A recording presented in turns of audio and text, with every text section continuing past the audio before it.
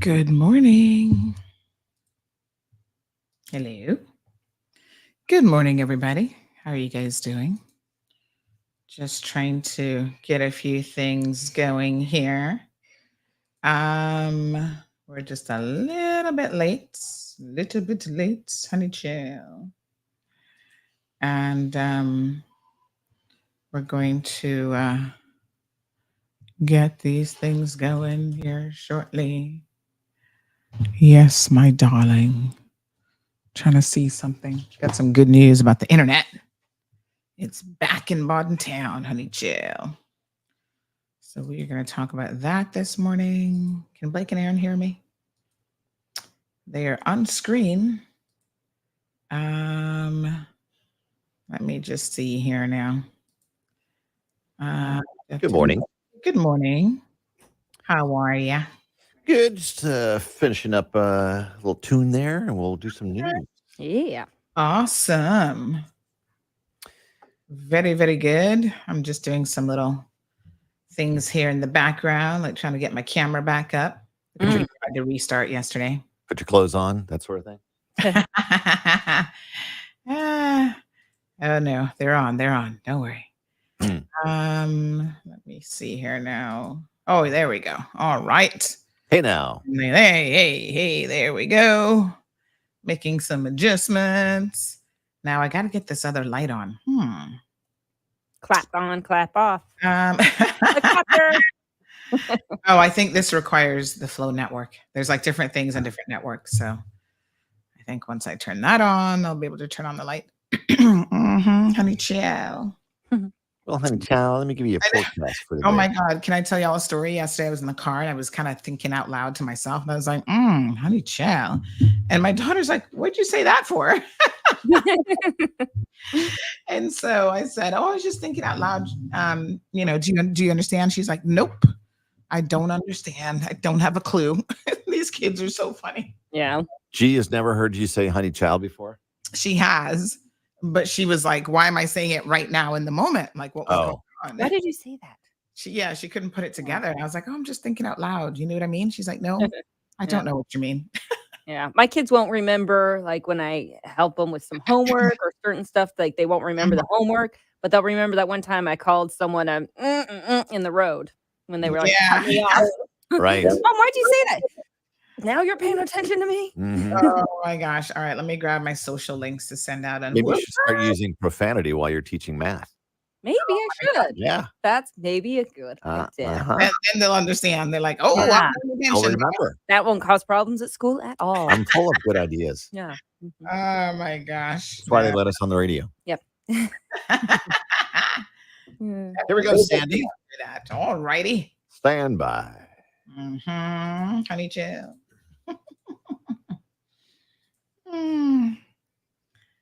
Oh, yeah. Let me have a sip of tea this morning. Look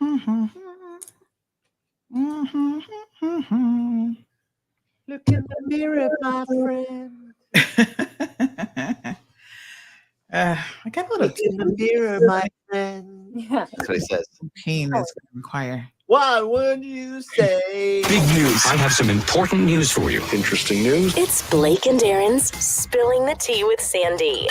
K-Man's top news headlines of the day from CMR. Hey, Sandy, what do you got for us this morning? Hey, good morning, Blake and Aaron. So I guess everybody in all of the world knows that there was a big Meta, which included Facebook and Instagram outage yesterday morning. Happened right at the end of our show. Thank goodness, because people are losing their minds. So basically, Meta has not said what it is. They said that they know what it is, but they haven't exactly explained themselves. How did we survive? 2 hours. I mean, Oh my gosh. Wow. I don't know. I Man. didn't even have Pulling out her hair. any idea. So a lot of Me people neither. didn't know what's going on for a hot minute, but yeah, they've sorted it out. And Flo, for those of you who live in Town who were also impacted by that outage, you'll be happy to know that they resolved the issue minutes to like 2:00 in the morning. So they also seemed a bit lost in terms of what was going on. So we're going to talk about that a little bit this morning. So in other news, unfortunately, the police have confirmed that the incident on Sunday out at the Sandbar resulted in the death of a 55-year-old Cayman resident who they say experienced some difficulties and became unresponsive. Wow. Yeah, pretty sad. So the Coast Guards responded that a person was in distress out there, and he, had experienced some difficulties. And the Coast Guard actually went to the scene. I understand they were there pretty quickly, attempted CPR, and he was taken to the hospital. But unfortunately, he was pronounced dead. Oh. Yeah, pretty sad stuff. Yeah.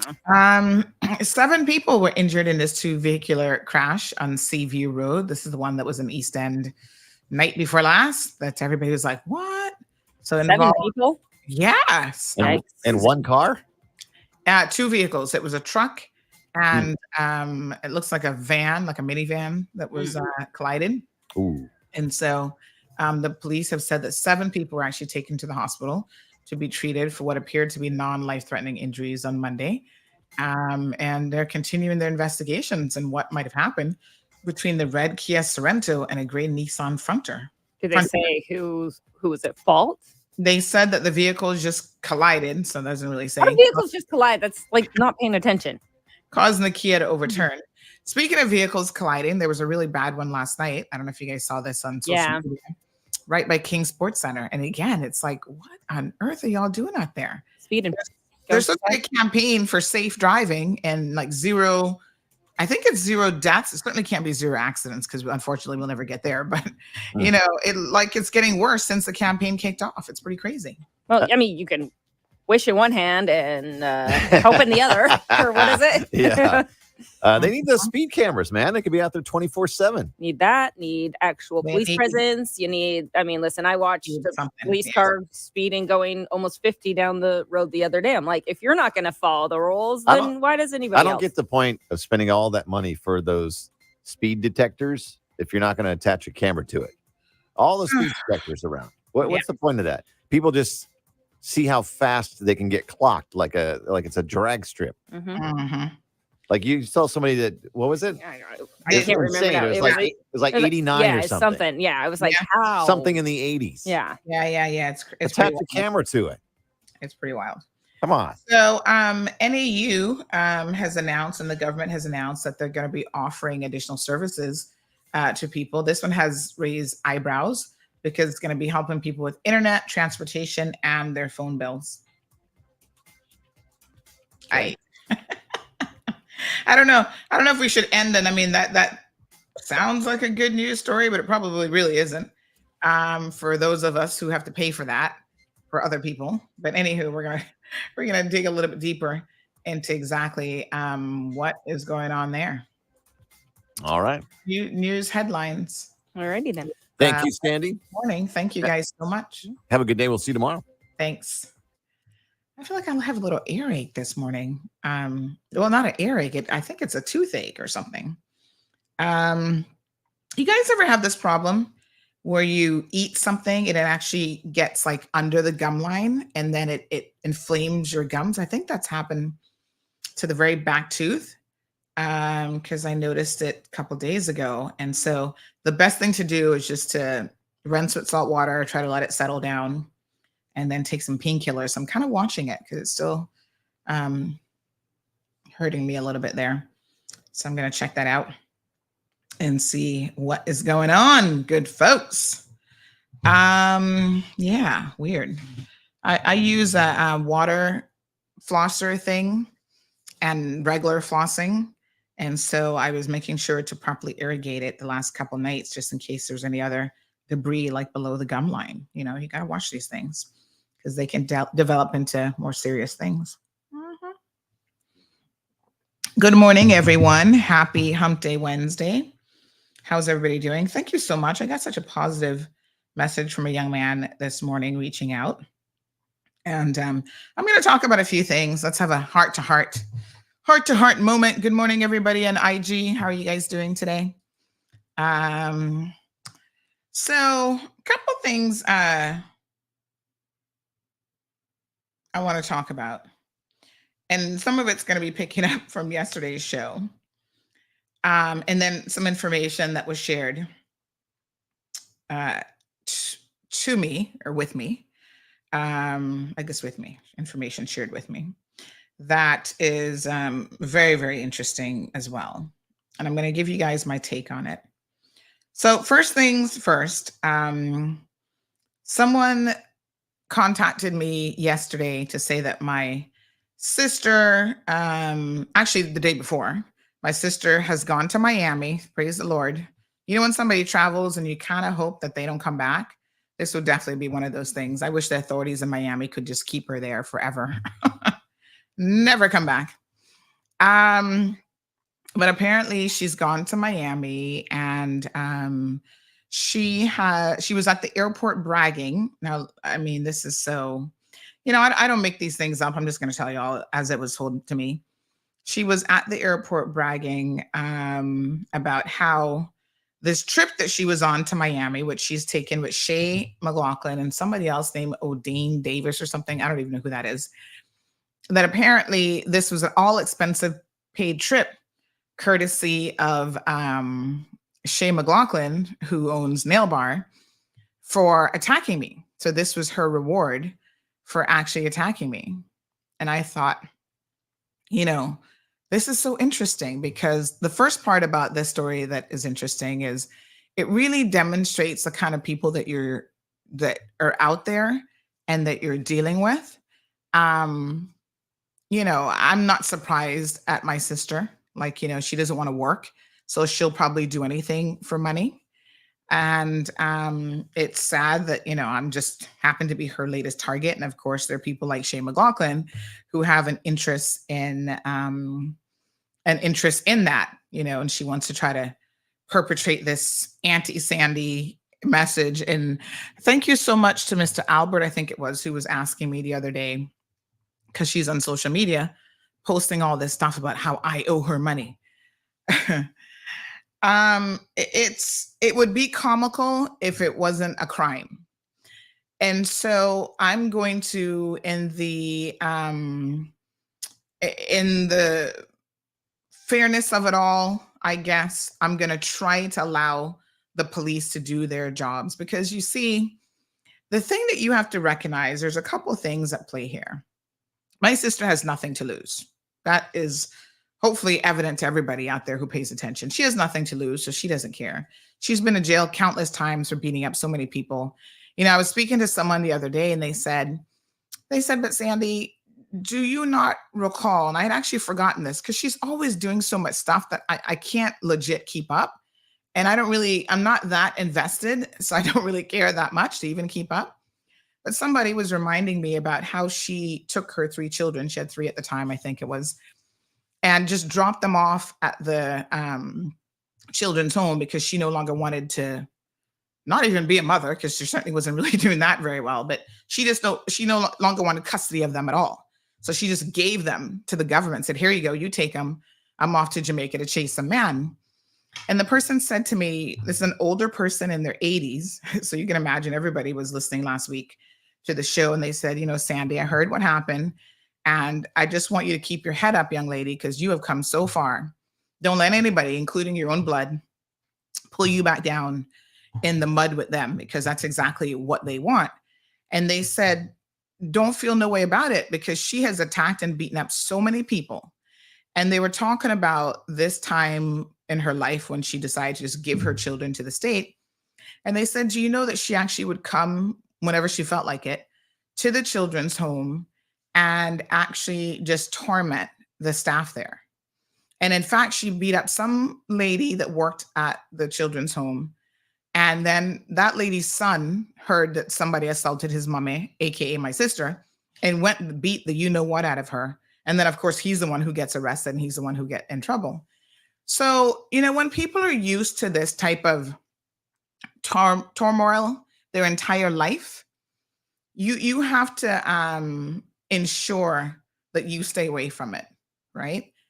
Do not, under any circumstances, this is the bigger message here. My apologies. Do not, under any circumstances, allow other people to bring you down to their level when you have worked so incredibly hard. And people will say all measures of things about you. Oh, she thinks she's better than everybody else, and she's this and that. Let them talk. I'm sure a lot of you young people can relate to this. Wherever you come from, I don't care where you come from. Listen, Dog City, swamp, it don't make no difference, right? It's not where you've come from. It's where you're going and where you are that truly matters. So don't be dissuaded by people. You think you're better than people, and you think, we come from the same cloth. They have to remind themselves that you come from the same cloth. You don't have to remind yourself of that, because you very well know that. And it's a question of not coming from the same cloth, but what have you done with the material? Some people take cloth and they make junk out of it. They make nothing out of it. They ruin it, whatever. Other people can make an amazing and beautiful garment. So ultimately, it comes down to choices. And so even in this moment, as I hear stories like this, somebody says, a Dog City boy right here, big up, big up, big up, big up yourself. Yes. Dog City, swamp, wherever y'all come from, trust and believe. It's not about where you've come from. It's about what you're doing right now. And don't allow anybody to keep you or pull you down to their level, because, they wallow in this foolishness. This is what they enjoy. They love the drama. They love the fighting in the streets. They love beating up police and all this kind of foolishness. That's their MO. That's what they've been doing their entire lives. So nothing is going to change. Don't expect these people to change, because the chances of them changing is slim to none. They go through these pretend phases. Oh, I'm a Christian for a hot minute. And even out there, when they're a Christian, they're smoking and drinking and still beating people up. Just let them be all the way on the other side. I am in the process of getting a restraining order. She will not be able to come within certain feet of me. She's not going to be permitted to contact me in any way, shape, or form. Don't call this show. Don't WhatsApp me. Don't send any messages through anybody else. Because the law is supposed to be there to protect us. And of course, if the law fails to do so, that is when people unfortunately feel it necessary to take matters into their own hands. Siobhan says, misery loves company. Don't let it be you. And I could not agree with you anymore. So it's sad though. She is supposed to be some big time, so she claims, businesswoman, talking about she owns a salon, and yet she's paying Carmelie's all expensive paid trip to Miami for attacking me. I know one thing. Thank God that I don't go to nail bar, because I would not be going there anymore. But any of you who care to support principled positions and you're a nail bar customer, maybe you should, reconsider who you're patronizing and the type of people that you're actually patronizing. Someone else shared that they, don't go and patronize nail bar in any event, because this is what they said. They said, that's disturbing. I refuse to use nail bar. She does not pay her staff or contribute to pension. She does not pay her staff properly or contribute to pension. Another salon owner thief. She's no different than Ruth Anna. Both still owe staff birds of a feather. And these are people who, have information. So this person says, Dog City boy right here. I own my own home from 25. Good job. And life is good. So bless you, young man. These are the things that we have to strive for. We have to strive for better in our life. And don't let anybody throw it in your face that, don't let, just want to remind everyone to keep, don't let anybody throw it in your face that, look at where you come from. Yeah, so what? Yeah, I'm a poor Georgetowner. I say that on this show all the time. Is that supposed to be something that makes me feel bad? In fact, I own that with a degree of pride. Because if you all understand that when you come from certain places and you come from certain families, people have no expectations of you. They expect you to be like my sister. That was supposed to be my life story. And if you rise above that in any way, shape, or form, it's like, oh my God, listen, don't let the naysayers stop you. And you know what is so incredibly interesting is normally it is your own people who should understand the struggles. They're the ones, because of their pettiness and lack of just good sense, they're the ones who are going to try to keep you where you are. The people who you least expect, like, people who come from money, families and whatever, I'm going to tell y'all straight up that those are the people who show me mad respect. Those people like Sandy, you have done so amazing for yourself. And not only do they show me mad respect, but they actually step up to the plate and help me whenever they can. I mean, it's just absolutely amazing. Big shout out to my friend Dale Crichton. He's one of those people that silently, is a supporter in more ways than one. There are things that Dale will do for me, and I'd be like, okay, let me get this sorted. He's like, no, Sandy, we good. You don't worry yourself. And I think it's because those people actually recognize exactly where you're coming from. And for you to have even gotten this far is like, nobody expected it. And so they are there on the sidelines, cheering for you. So your own, group of cheerleaders doesn't have to be big. You only need a few people that understand. And in fact, even if other people don't understand your journey, you yourself have to understand it. And so you have to be your biggest cheerleader, and you have to get out there and just stay focused and do exactly what it is that you need to do. We've talked about these energy vampires before. And when you have to spend time focusing on them and their BS and their foolishness, it distracts you from all the other good things that you should be doing. And the good, like even on this show, all the good topics that we need to be talking about, all the good people that we help every single day, we get distracted and sidelined by this foolishness. And we're not going to allow that to happen. So I received the message loud and clear.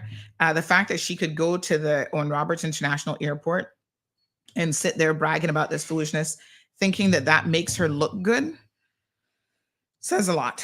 And then jumps in a wheelchair after all that, pretending she needs a wheelchair to be transported.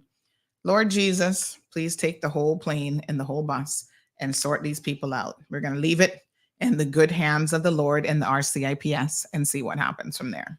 So in case any of you were wondering, yes, I will be pressing charges. I am pressing charges. My statement, all the video footage, everything is there. And I'm also seeking a restraining order, which hopefully I'll be able to expedite and have in hand here shortly. All right. Blackson says facts. Addleton says, I'm from the Cayman Islands, OFC. I live the drama or love the drama. Restraining order don't work, but good luck, says Siobhan. Oh, it'll work in the sense that if they break that restraining order and you got to do what you got to do, then you got to do what you got to do. And the court will know there was a restraining order in place. And there will be people who don't want to respect that. So consequences will be consequences. Good morning, Miss Marguerite. She says, yes. Remind us of Michelle Obama's words, when they go low, we go high. God bless you and your family today and always. Thank you so much, Miss Maggie. As you guys know, I celebrated a little anniversary yesterday. 9 years. Woo, honey child. We've been together for over 11 and married now for some 9 years. And some, let me tell y'all how low people can go.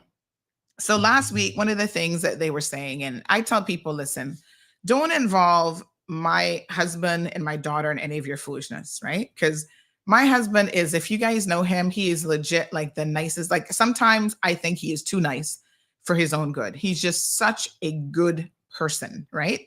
We always have this little joke between ourselves.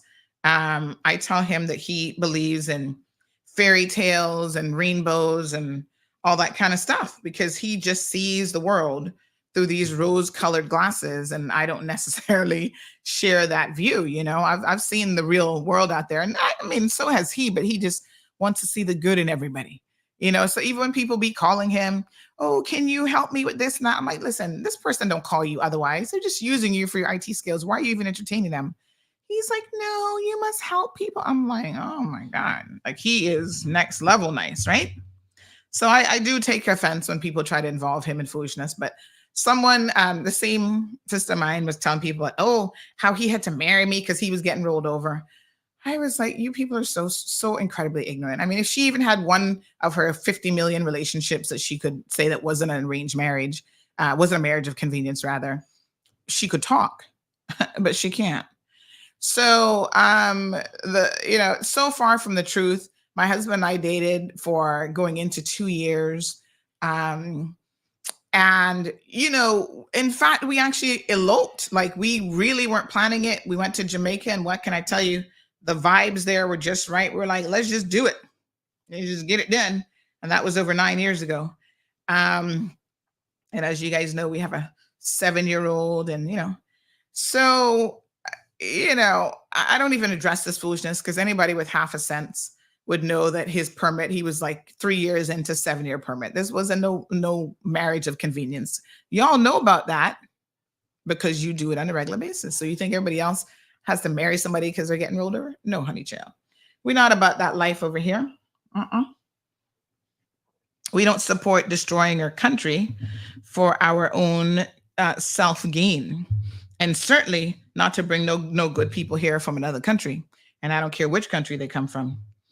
Let me also, so happy anniversary, honey child, to hubby.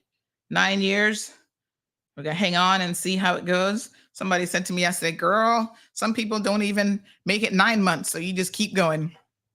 So I also want to address a couple things. Oh, this person says, let me see. Good morning. How many marriages has your sister had? 9 years. Try and hush. Banana Walk girl here, Sandy. I have a great career and I own my own house from the time that I was 32. Congratulations. Big up yourself. Listen, I want to big up every single person who has come from these, spots that we want to think, well, that's a low neighborhood. That didn't amount to nothing. Here's my good friend here. Says where you come from doesn't dictate where you're going. Kudos to that young man from Dog City. Respect is due. There are people who have come from these areas and who could have gone down a completely different path that are doctors and lawyers and construction workers and government workers, administrators. They maintain a good job. They're good people. They are not into no foolishness out there, and they can hold their head high. So again, a big shout out to all the Windsor Park crew. Everybody that has come from less than ideal circumstances. It does not dictate, again, where you're going to go in your life. That really is determined significantly by the decisions that you make. Miss Lucille says, good morning, Sandy. Sad to hear we lost another one from the community. I don't know. It is my condolences to the family. So yes, very, very sad. We've been losing a number of people in the last couple of weeks, which is so incredibly sad. Live says, I love to hear when Caymanians own their own home and since age 25. That's awesome. Let us know how they did it. Well, it takes, morning, Alejandro, it takes dedication and sacrifice, without a doubt. And you know what? One of the worst things you can do in your 20s is to try to go out there buying that new car. Let that stay. You can get all the cars that you want when you're 50, when you're my age. Then you start buying whatever the heck you want, and you can go and save up your money and pay cash for it too. Focus on home ownership if that is your eventual goal. Now, some people recognize that home ownership isn't quite what it's cracked up to be, because there's a lot of expenses revolving around home ownership. So you got to make sure that you're dedicated and you're ready for that. But if that's your goal, then you can do it. You can, financially get things done. Okay. Alejandro, good morning. I want to address you this morning. Yes, thank you. All the anniversary wishes. Thank you guys so much. I must say that Marlon is, I've always said this, a relationship that doesn't work out doesn't necessarily mean that either party is like a bad party or anything like that. But I have been very, very fortunate to say that in the past 10 years, I have been very, very focused on, things that I need to get done, realizing that, hey, retirement, coming up in the next 20 years. So I got to be ready. I don't ever plan on retiring personally. I'm going to be one of those people that goes into the sunset working, typing, pew, pew, pew, pew, pew, pew, 98 years old. The latest small road news is, but you got to start thinking now about a little bit about your future. So we have really been building our portfolio, so to speak. And, we've just been really, really focused. And, he's not a person of a whole lot of words, to be honest. He does not keep no company with people as such. And so I consider myself very, very fortunate to have found someone like him at this particular junction in my life, because I was married before, did all of that and whatever. And that's why, I'll be honest with you, when we decided to elope, we're like, we don't have to make no big fanfare, because he was, he's not been ever married before. He don't have no baby mamas. He ain't got no drama. But he was like, listen, he's a very practical person. The money that we would spend on a wedding, feeding people so they can just sit down and have a belly full and all this kind of stuff, why? We could take that money and put that down on we were, looking at a house purchase and coming up. We wanted to have a baby. We were starting to try for a child. It took us over a year of trying, but eventually it happened. He was just like, the important people for him is family. We'll do it and then have a few of them there. And that's it. That's all that matters. We don't have to make no big reception and fanfare and inviting people all the way from the UK and here, there, and everywhere. And so that's exactly what we did. Maybe when we hit 10 years, we might do a little reception party or something kind of fun. I don't even know, because we're so low key. You know what we did for an anniversary? We went to dinner. We went to Casanova's last night. Big shout out to the Casanova crew. Ooh, honey child, their pasta be so good. Delicious. So service is always fantastic at Casanova's, Tony and all the guys there. So good to see you last night. I hadn't been there in a minute. So we went out to dinner with another couple. And that's how we rang in our anniversary, just low key. Had a little bit of dinner and, enjoyed ourselves. And that was it. I don't you get to a point where, listen, in the words of Miley Cyrus, I can buy myself flowers if I want. I can buy myself all the jewels and all this kind of stuff. I don't need all that. And none of that means that somebody loves you, honestly. There are people who can shower you with presents and they don't give you their presents. Yeah, big difference. And so you got to know what matters in life. So I don't really, I don't need any big gestures of grandeur or anything like that. So it is what it is. Thank you so much, Irvelyn, for the anniversary greetings. Johan says, FYI, not everybody's got sense. Poor or rich families, we all have bouts of dysfunction and madness, envy and bad mind. And it is sad, but absolutely. I mean, rich people fighting each other, poor people fighting each other. It doesn't really seem to matter where, again, you come from. It's about what you choose to prioritize. And I really appreciate families who focus on family being important. They focus on building those familial relationships and spending time with each other. Because as we have seen, even just this past week, we've lost some people in our community, in the Cayman community. Very, very sad.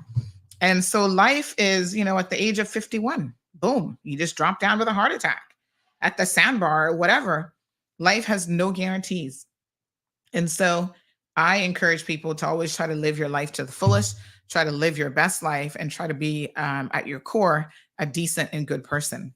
Everton, thank you so much. He said, hi, myself is a living testimony. It doesn't matter where you come from or where you grew up, what kind of economic situation you grew up into. As long as you hold your head high and you have ambition, you can make it. Trust me, I've been there, done that. Aliano says, Miss Sandy, people are seeking your life because you challenge their flawed social logic. You're against what they champion. Yes, the truth hurts. And like I said, I don't nothing more than ending up on Ma Road. Hashtag Johan Brownies for me. Aliana, you make me laugh. So it does bring up a very, very interesting point though, Aliana, which I do want to get to here in a second. But I also want to say that, oh gosh, I've just forgotten what I was going to say, quite frankly. You got me thinking about brownies now, chill. I made some night before last. They're so good.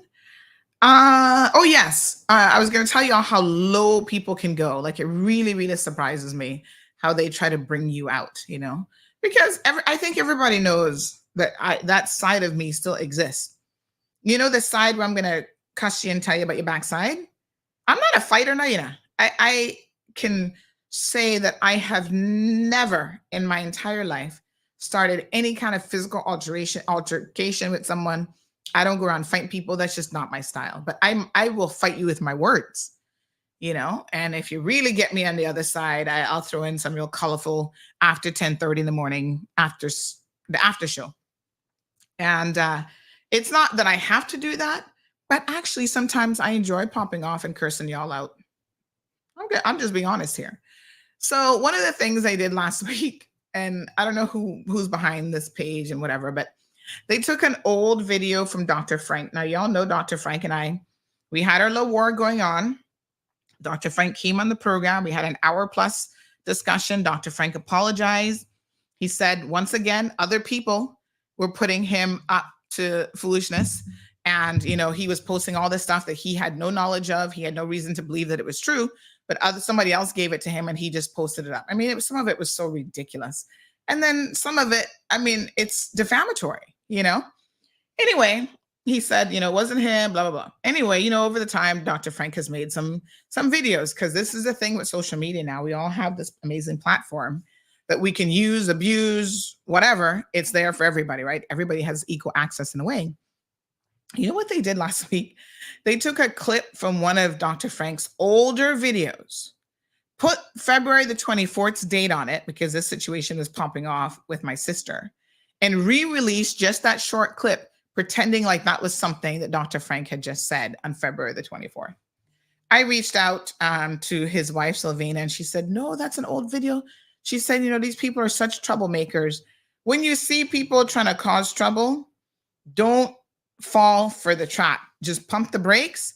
I reached out to the source, realized that it was an old video, and I didn't give it any life because that's what they want to do. But isn't it sad that they even have to do that?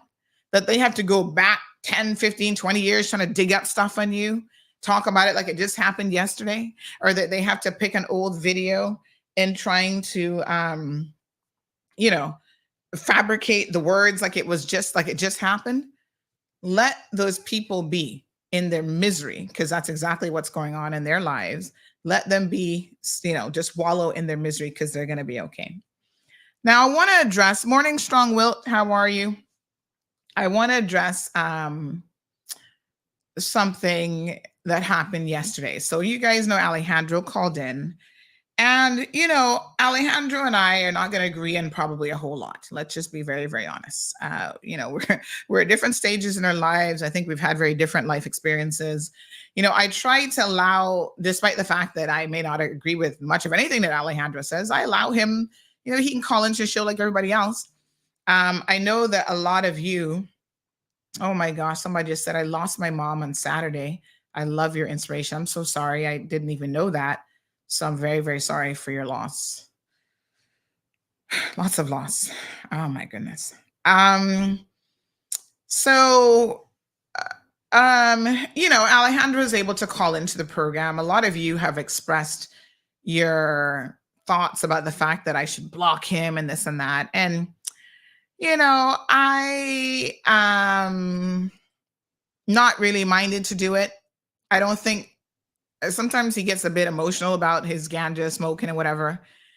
But I just let Alejandro be. That's probably the best thing. And so yesterday, I'm sure y'all heard Alejandro really kind of gets, in a bit of a I don't know what to call what happened yesterday, but he's like, you must not have any friends. And I was like, huh? First of all, I was confused by where the conversation was going. I'm going to be honest with you. Windsor Park crew. Hey, Dwayne, big up yourself. Dwayne Dixon in the house. He said, here I am, Windsor Park crew, right here, buddy. And look at him holding out a good job, 2 jobs, in fact, being a good father. You just keep being positive, Dwayne. Love it. So,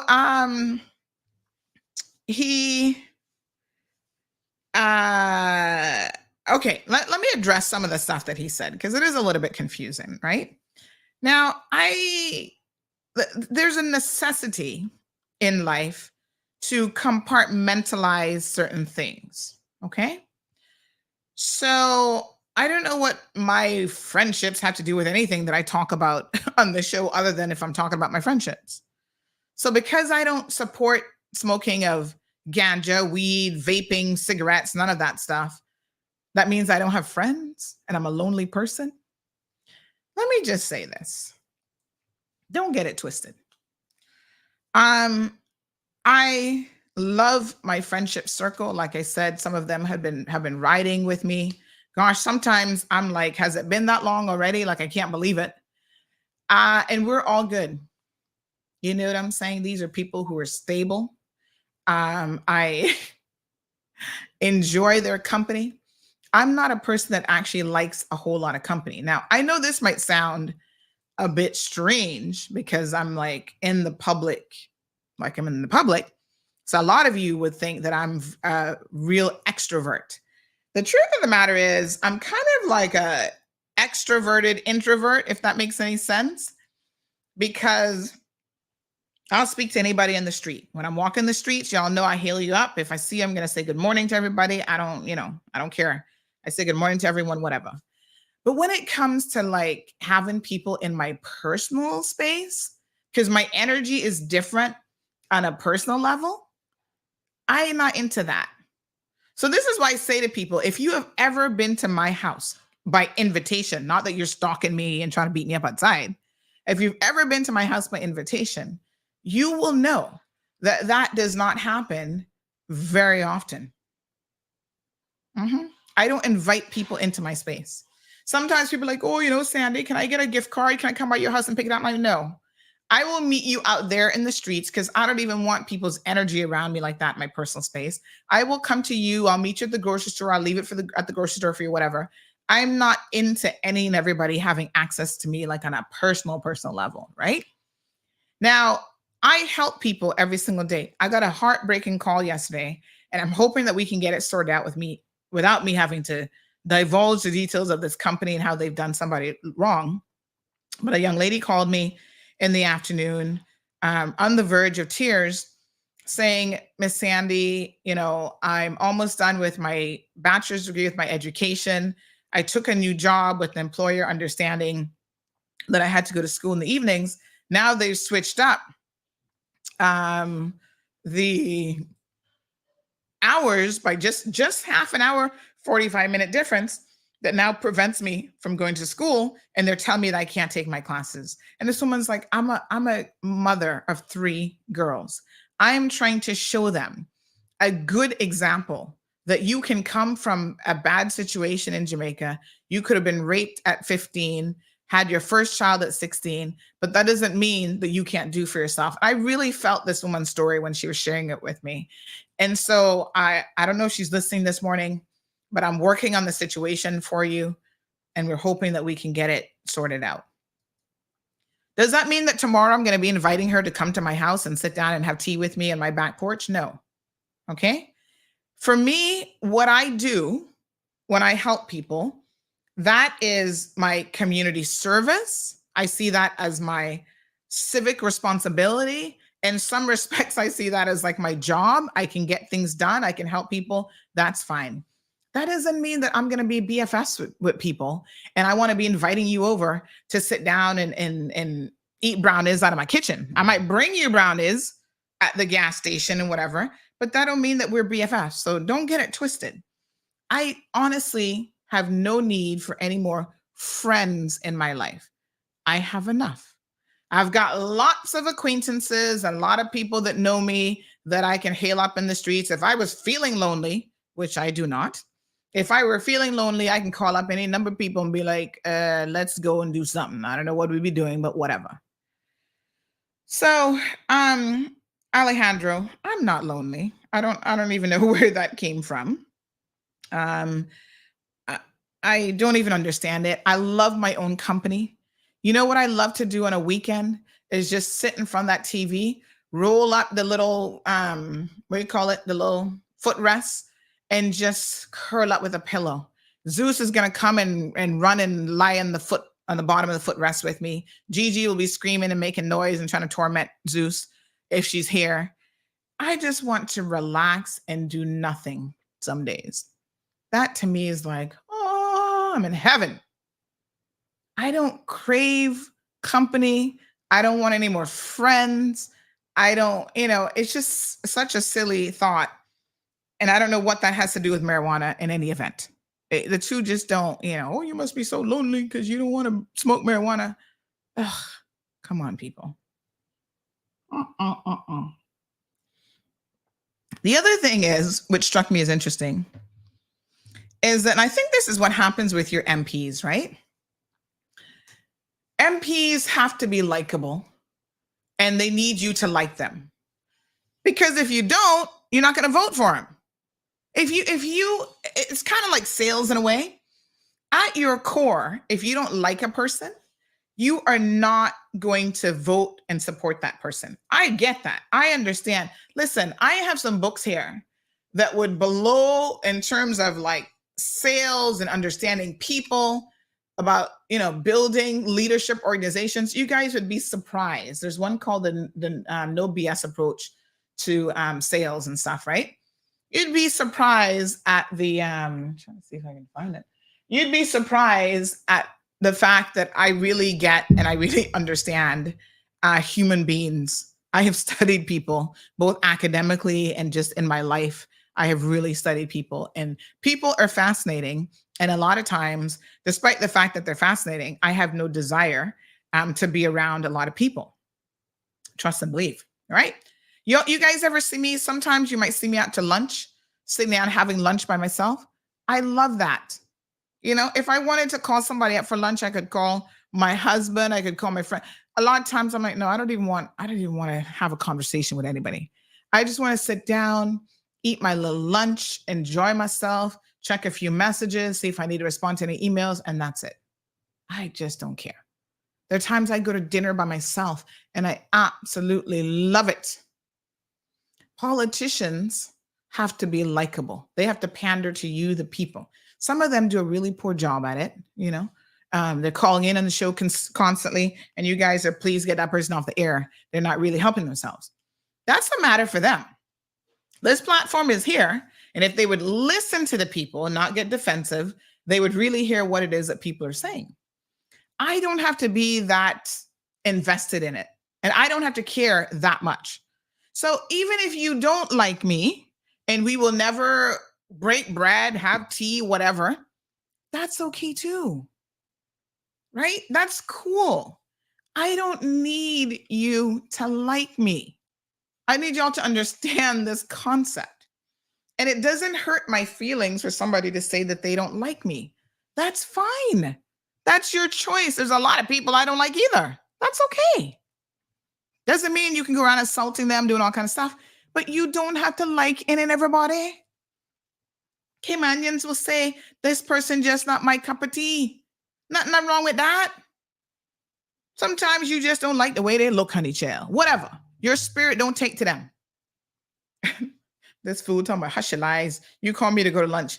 Yes, that was last week. But think about how many times I haven't called you to go to lunch, honey child, or haven't called anybody.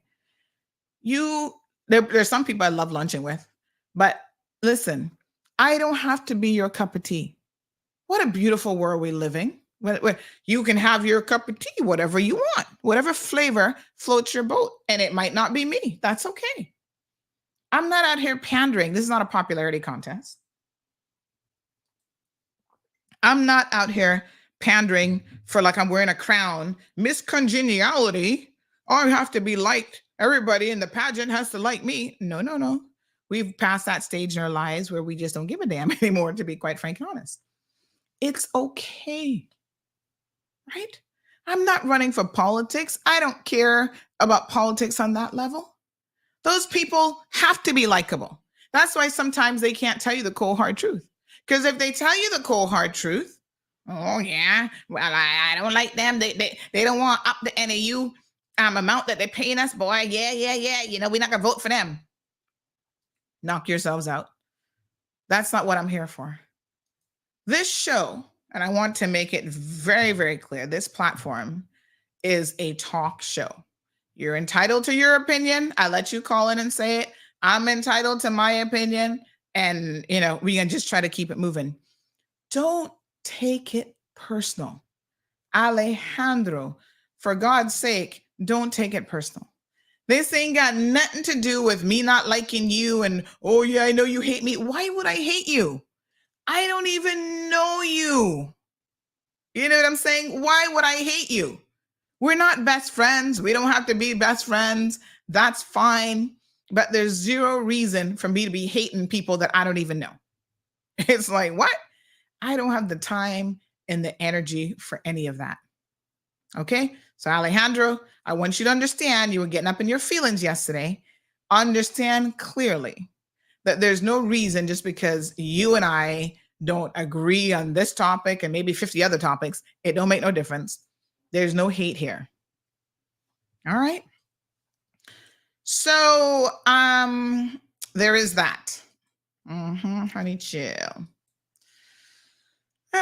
Y'all be getting so testy some days. I'm just like, what the what? Listen, y'all will be fine, You will be fine. Trust and believe me, you will be perfectly fine.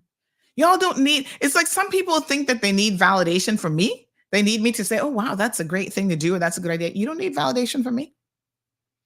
If you are happy being you and smoking pot 24/7 and your life is great and your life is exactly where you want it to be, everything that you ever imagined your life would be, then by all means, continue to live your best life. Now, some of y'all not happy yourselves, and you don't know the root of your unhappiness. That's, dig a little bit deeper, honey child. Because I know one thing, I'm living my best life right now.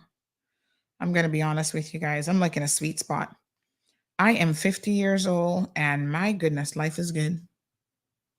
The only thing I need to do now is lose my little 50 pounds, get my pickleball court built, exercise a little bit more, and then, and y'all be messaging me, oh, Sandy, I saw you yesterday. You look like you lost some weight. I'm like, really? I'll take it. I don't think I have, but I'll take it anyway. Mm-hmm. Y'all will be fine, honey child. All right, we got some topics to discuss. And this, the same message applies to the politicians out there because, they be on the sneaky link listening to the program, pretend like they're not listening. Sneaky link politicians. Madam Juliana O'Connor Conley, you sneaky linking this morning? I'll never listen tomorrow. Poor you. What a miserable life that must be. Okay, that's your choice. You don't have to listen. I sent a voice note to another minister yesterday, and I said, pass this on to her because she has me blocked on WhatsApp. Make sure that she hears this, because I think that it's important to recognize that the talk show is an opinion-based show. Yes, we're going to have our opinions, and by gosh, we are going to talk about the government. We're going to put them on blast if need be. It is what it is. Don't get up in your feelings and don't take it personal. You're there to do a job that we, the people, are actually paying you for. The news, the website news, whatever, government is always sending out their press releases. We put up, it's so funny that they can talk about, oh, they're not coming in our show and they're not doing this and they're not doing that. But every single day, they are using CMR to get their message out there to the people. Because every press release that they send out and we put it up there, y'all ain't really watching the ones over at Radio Cayman. God knows that that's the truth. So it's everybody else. It's CNS, it's CMR, and it's the Compass primarily, and even Loop that you guys are reading the government press releases on. So whilst they're hating on us, they're also using us to reach the people with their messaging. And my message to her and to all members of Parliament is be really careful. Because sometimes you try to ostracize the media, and that is not a game that you can win. Because if the media stops printing your press releases, right, you're going to have a problem where your messaging and the stuff that you claim you're doing really isn't reaching anybody's ears. Mm-hmm. So don't confuse a talk show where we're going to hold people accountable. And she gets all upset about, oh, you're dividing the country. Demanding standards and accountability divides us as Caymanians. Well, I guess it's dividing us along the lines of those who don't give a darn and who don't want to work for the betterment of this country and those who do. So if that is the division that we're causing, we will own that. Because there's a lot of our people who, quite frankly, need to step up to the plate and need to get it done. Accountability. What's wrong with holding civil servants accountable? What's wrong with holding politicians accountable? What's wrong with holding yourselves accountable? Yeah? Only a foolish person is going to tell you that that is what is dividing this country. That's not what is dividing this country. And then the irony of it all, it's so rich because the irony of it all is, in fact, what is dividing this country is them and their nonsense. Their political nonsense divides this country. But they don't see that, honey child. What? I tell you. What a hot mess. Anyway, they'll be perfectly fine too. I'm like, they'll be okay. You politicians will be fine. Y'all been raping the people of this country, literally, for God knows how long. Y'all will be just fine. All right. Giselle says, I feel the same way. Okay with my own company. No new friends. Yeah, close off the friendship circle. Those of you who think you got so many friends, you'd be surprised. Strong Wilt says, Sandy, I keep my circle very small. I have no luck with friends. Yeah. I take out my heart for some friends and they're ungrateful and I get screwed so many times. Alejandro says, all I know is not a platform for everyone's voices if everyone's opinions don't matter. You see, I think you're confused though by what a platform means. Your opinion matters to you. And clearly your opinion as of yesterday matters to Hunter. So there you go. You at least got one person. And I think Giselle likes your opinion on the whole ganja thing. So your opinion matters to her. You have a platform. That doesn't mean that I have to agree with your opinion. So it might not matter that much to me from the perspective that I'm going to let you say it. Other people have a choice whether they're going to entertain it or not. But just because someone doesn't entertain your idea doesn't mean that you don't have a platform. Good morning, Miss Joyce Ann. Dean Gillette says, screw them all, Auntie Sandy. You don't have to explain yourself to no one. A man after my own heart. A man after my own heart. Cece says, I'm going to send you a picture. Oh, Lord.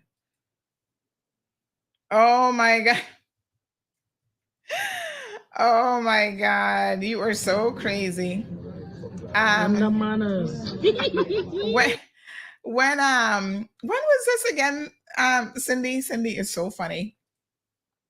I know where it is, but I can't remember when it is. Okay, so look at this video now. Cindy gone and pull out the archives with me and Marlon. Geez, peace. No, you did not. This is years ago. I think this is when I was going through my natural hair transition because I had to cut my hair off. But look, yeah, got it all off. That is me and Marlon at Casanova. Not Casanova's. This is Thai Orchid. Yes, honey, chill. Eating my dessert. He had his eyes on my dessert. Look at him. He looked like he wanted some of my dessert. Not true. He wasn't getting none that day. You can see that look on my face. I was like, no, honey, chill. You're not getting none of my dessert. Sorry for you. All right, look here. I've been scrolling the neighborhood. Hold on, Hannah. Every day, I get to see these agoutis, especially in the morning. I kind of miss them a lot in the evenings, but can I tell you, they're such interesting little creatures. I don't want y'all eating agouti anymore. Leave the poor agoutis alone. They're just so cute. Oh, I'm beginning to fall in love. I love to watch them. Look at this one. I saw 5 this morning. Look at them. They are so big. Sorry for the shakiness with the camera, but when I zoom in, the jitterness is there. Ugh, that making me feel like I'm drunk. But you see that little one there? You see him? And then there's another one there. They are 2 of them together. Yeah, honey child, they're hanging out. That might be a baby and a mama. There they are. And then they always stop. I don't know what they eat exactly. What do they eat? They're always stopping eating stuff. And sometimes I can actually hear them gnawing on whatever it is that they're eating. So, yes, there they are. And I was watching these 2 for a minute. Look there. Look at him. So he got something in his mouth. That first one running off. And then the little baby one in the back there soon follow.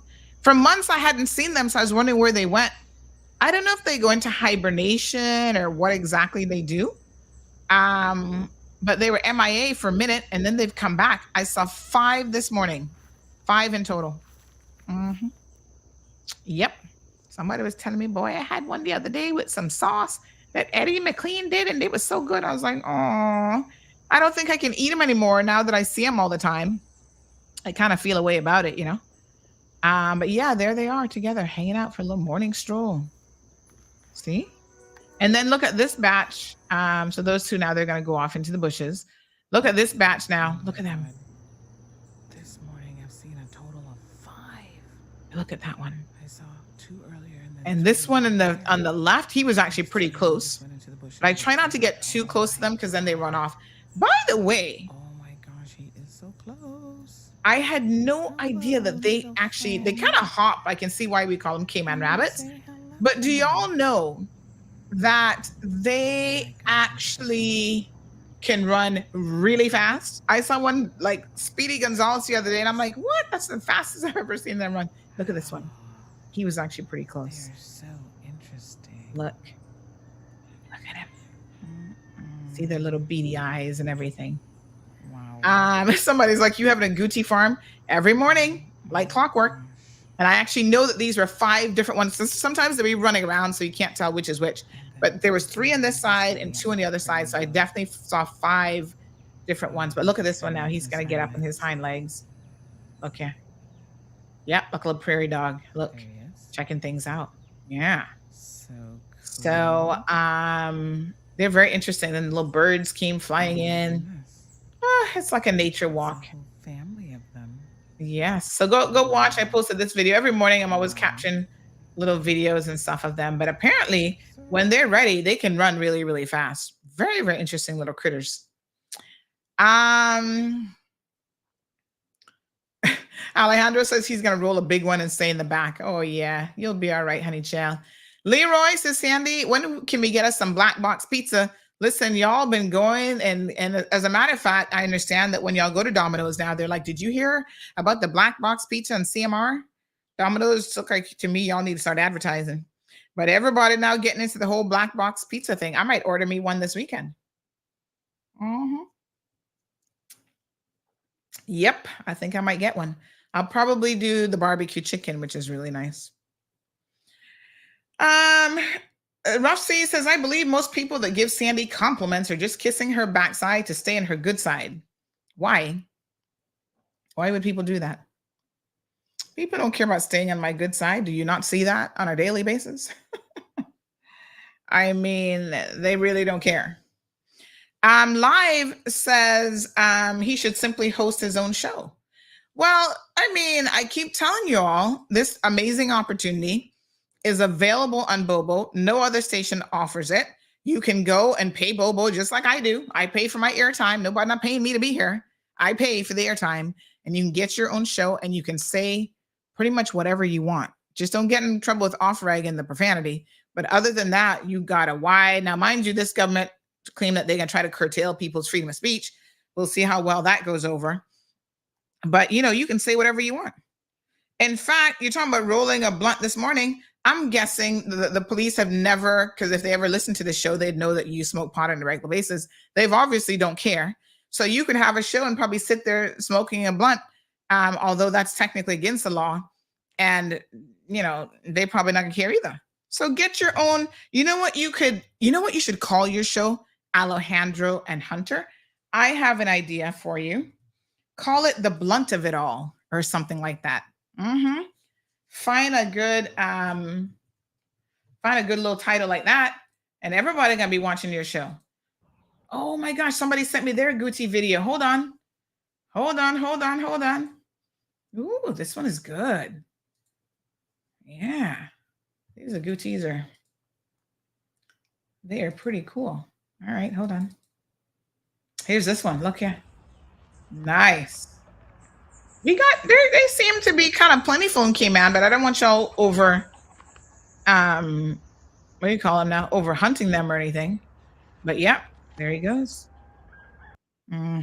Pretty cool. Yeah, man.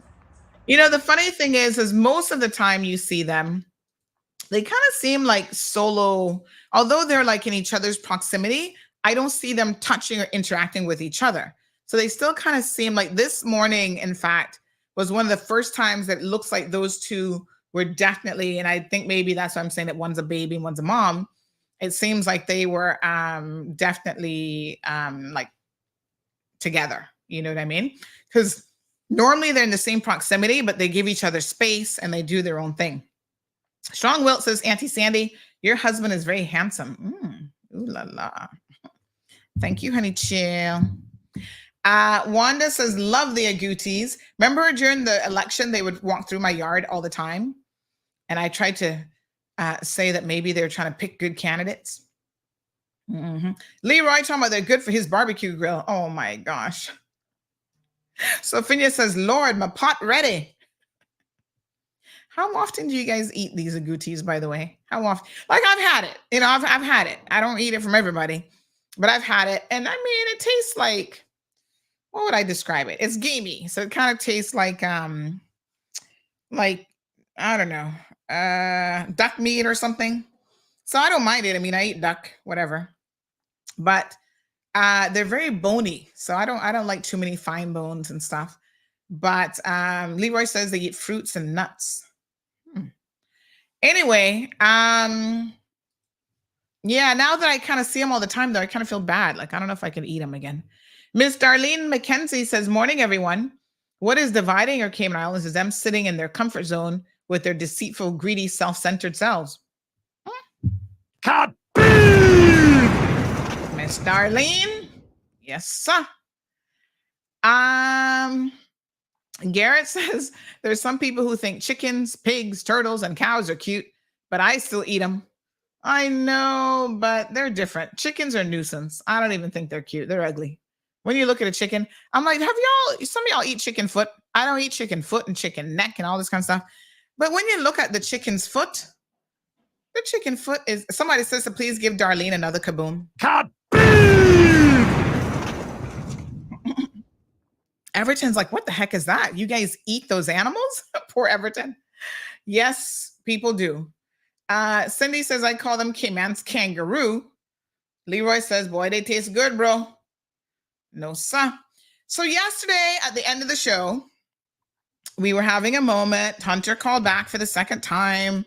He's like, you hung up on me. I'm like, dude, you were on the call for like 15 minutes and we had another caller. So, you know, you can only get so much time. Like I said, you can get as much time as you want from Bobo. You can go pay them for the time. And, you know, it is what it is. So Everton says, Puff, Puff, Pass could be the title of your show. Johan can be the producer, says Leroy. JD says, give that comment. Another kaboom. Burning it up with Alejandro. There you go, Corvin. I like that one. That's a good name. So look, Alejandro and Hunter and Leroy, we're giving you guys name ideas already. Okay, we're looking out for you, buddies. Go do your thing, honey chow. So here we were. Thank you, Emma. We were at the kind of winding up the show. And then all of a sudden, I was actually dead in the middle of doing something, messaging someone on Facebook. And I saw that Facebook logged me out. Now I was like, okay, this is weird. I didn't say anything to you guys, but I was kind of multitasking. And then when I tried to log myself back in, it was saying that that's not your password. And I'm like, that has to be my password. You know how I know that has to be my password? Because I have a password saver. It's like encrypted passwords and all this kind of stuff. So I don't have to guess what my password is. I'm like, yeah, that's my password. Anyway, honey chow. I was like, this is super weird. And then I realized somebody else said, oh my gosh, Facebook just logged me out and I can't get in. And that's when I was like, oh, we all got an issue. Well, Facebook and Instagram had a big outage. What a hot mess, folks. Couldn't believe it. But these things happen. 2 hours. They had an outage worldwide. And boy, some of y'all were hurting. The memes began. And I had to chuckle when I saw some of them. So Mark Zuckerberg, this is what he was saying yesterday. He said, scared you today, didn't I? Ha, ha, ha, ha, ha, ha. It's like, oh, yeah. Listen, we all use Facebook. Most of you are on Instagram. We use these amazing platforms. They don't cost anything. You know, yeah, we were feeling it yesterday. And then everybody's like, what's going on? What's going on? And here's the thing. Most of our news stories, we actually post on social. So we couldn't even post anything on social media. I was like, what the heck? Anywho, thankfully it wasn't up for too long, because then y'all would have been losing your minds. It was just a couple hours, and I think it was pretty widespread. Like, it was probably quite a good portion of the world that all of a sudden was without internet. But we're fine. So I want to do a big shout out to these young ladies. I don't even know their names, but they did a montage of photos. We had a mug request, and our mugs, the CMR mugs, folks, are making it all over the world. Trust me, everybody wants a CMR mug. And so I got this montage of photos of these young ladies, and I had to chuckle to myself when I got this yesterday, saying, hey, they said, thanks for the mugs, and they're absolutely loving it. So I don't even know who these young ladies are, but big shout out to them. They were creative. I like the creativity. On the one side, it says honey child, and on the next side, it says the cold hard truth. So they made sure that in their photos, one had one side of the mug and one had the other side of the mug. And then they did all sorts of funny faces that I absolutely love. This is just so hilarious. So thank you, ladies, for showing some love, at least for the CMR mugs, if nothing else. Really, really appreciate it. And go and fill those mugs with some real coffee, some real tea, some real Milo, and enjoy. So thank you, thank you, thank you. Super fun. Last night, more and more accidents again. Good morning to Carrie. Carrie says, Lavana, you cook the best Cayman food in all the restaurants.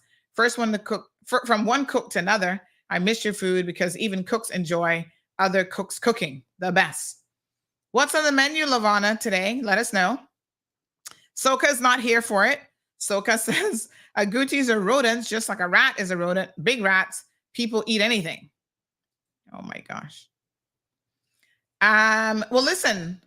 I'm not arguing with you, Soka. What I'm going to say is if you can eat a chicken, you can eat anything because they are scavengers. Chickens eat anything. Trust me, I've watched chickens. Ugh, they'll pick at anything. So if you can eat them, more power to you. You'll be all right eating an agouti. So Everton says, yep, we were having the same problem yesterday. Me and my daughter were logged off of your program, couldn't get back in, and we could not get onto Facebook for a long time until it came back. It was telling us the same thing, what we were reading on your side about password and all that. Yeah, and the weird thing is when we tried to actually log back in, it was like, oh, we're going to send you, an authentication to your email. And then I realized that actually was not working, which is kind of crazy. Morning, Rennie. Rennie says Mark Zuckerberg was just restarting the servers. Listen, hi Debs. I'll be honest with you. Listen, what they do. Let me be honest. I got mad respect for Facebook. I know they're in hot water and they're doing all kind of foolishness with your young people. But parents, it's your responsibility to control the content that your children have access to. You can't give your child a smartphone and then talk foolishness about, well, Mark Zuckerberg is trying to get my child addicted to Facebook and Instagram and TikTok. Really? You as the parent control what your child does. You don't want them on social media, don't give them a smartphone. Block their access on your home devices. There are things that you can do. That is the control that you have to have over your children. Lots of things are addictive. Drugs are addictive. Smoking is addictive. Vaping is addictive. Alcohol is addictive. Do you give your child a bottle of rum and be like, okay, I'll be back in a few hours? Not if you're smart, you don't. The truth of the matter is the young brain can really only take in so much. It can only digest so much. And what ends up happening is, you just giving your children things when they're at that part of their development where it's actually very, very easy for them to become addicted to just about anything. That's also why you don't expose children to things like pornography. Young teens, even in the early 19, 20, don't expose them to this kind of stuff because I am telling you that they are just like, they can't help themselves. They're going to become addicted to it. So the best thing to do is to simply keep it away from your children. That's your best bet. So there was something I was reading yesterday, in fact, about, what did it say? Like when you give your children screen time, right? And nobody's saying give them zero screen time, but when you give them screen time that you're not monitoring, they actually lose I think it was like 1,000 words, like real communication. And I paused, it really made me think about it because it makes total sense. Because when you give your kid a phone, you realize how quiet they are. They're not engaging with you. They're not saying anything with you.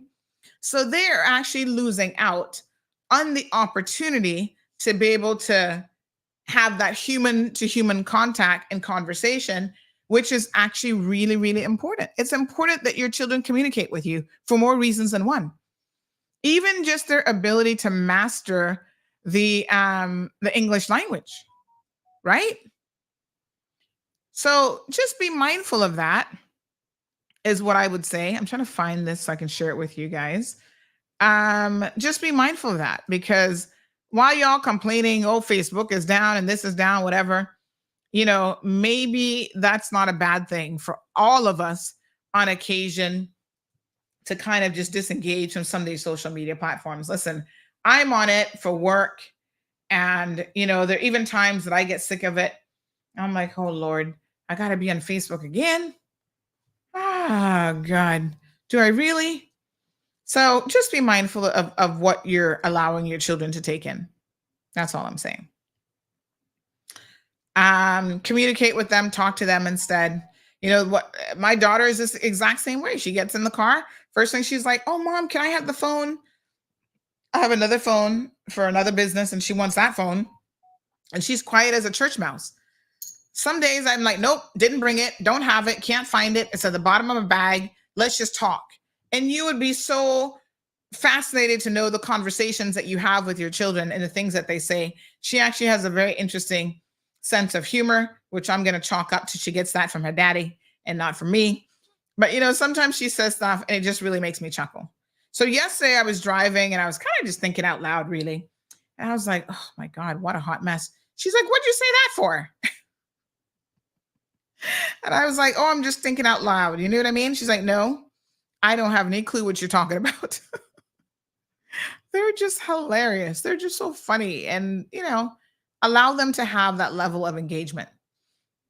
Garrett says Elon was quick to respond too. What a hot mess. James says, welcome to the Butthead Show. Oh, you think they should name their head Butthead? Oh, I get it. Butt having a double meaning. That's good, James. That's a good one. Gabby says, I actually thought my account was hacked, had me sweating.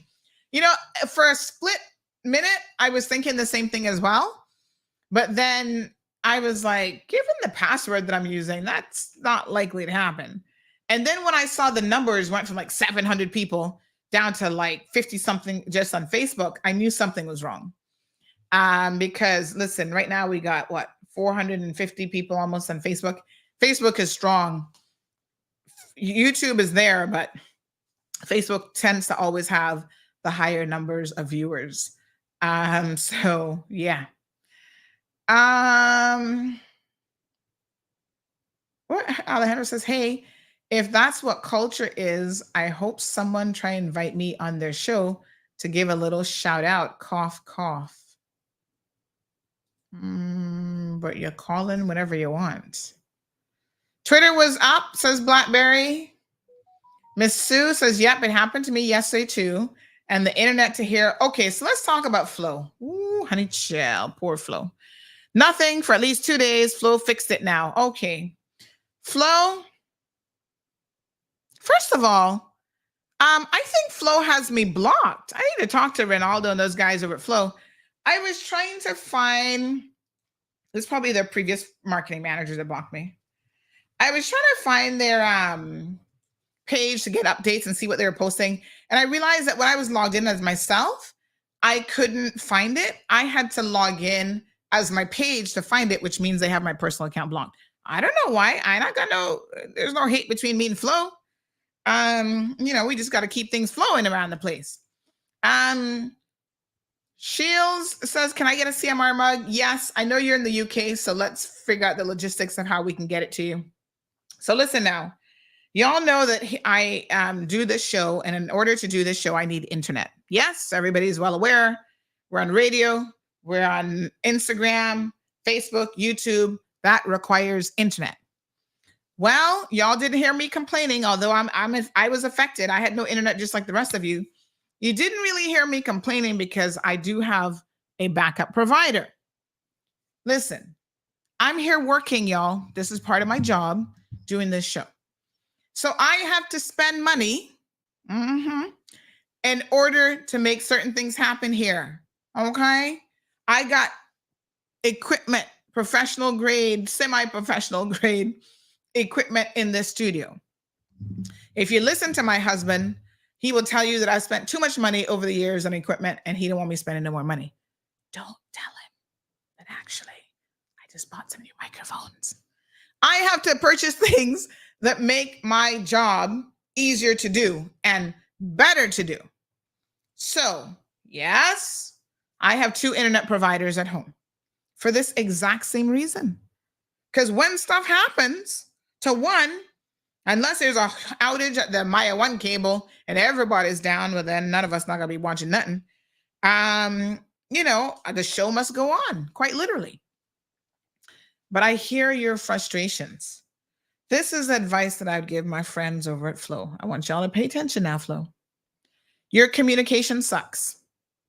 Let me be very frank, okay? Someone over at Flow is still from the old school of PR and y'all know PR, public relations. And, they're just from the old school, which means that when something goes wrong, they don't communicate with people. They don't talk to people. They don't let y'all know what's going on. What is up with that methodology? That does not work in 2024. The irony of it all is you're actually a communications company, and yet you suck at communicating with the public. Wow. We can help you, Flo. Y'all just need to call me. Would you guys have not rather heard from Flo in a meaningful way? Now, listen, Flo has access to all of our phones. They can send out messages, and look at how long it actually took them to send a message to dear valued customer. Say what? The message before that, dear valued customer, we're aware of an issue affecting the quality of voice calls in our network. That was sent on Thursday. That issue existed for about 2 weeks before I got that message on Thursday. At first, I thought it was just me. And then I'm like, no, other people are complaining as well. Flow. Keep it flowing. Communicate with your people. We understand ish happens. Look at Facebook. Look at Meta. Big, multi-billion-dollar company had an outage. We get it. However, what we don't get is when you sit back and you do nothing. You don't tell people what's going on. Now, hear ya. The truth is they didn't know what was going on. This is what my sources tell me. This was a very unusual situation. They couldn't figure out for the world what was actually happening. Turns out it was some kind of hardware equipment. Now, listen, these things can be tricky. I dabble in the world of technology, so I get it. I have seen Flow. Let me tell y'all something. I have seen these automatic updates on Windows, even the Flow network. They push out these updates to your modem. Those updates break stuff and they don't know. I had a situation once with one of my customers and she was having this issue and I'm like, who's your provider? She said, Flow. I said, okay. She was out past Bontown, Breakers area. And I said, all right, let me come to you because I know that the issue isn't on my end. So let me come to you and have a look and see what's going on. So I go out there and I have a look and I took my little portable MiFi device, connected her TV to it, and it worked perfectly fine. I said, well, honey child, the only thing that is different is your box is on Flow. Right now it's on a MiFi device with another provider. So whatever this issue is, it's got to be Flow. Now, we've only isolated that it's Flow, but we don't know what's causing it. Well, I don't understand. I call Flow and they say it's not them. And I said, well, they all these people always say not them. They always say that.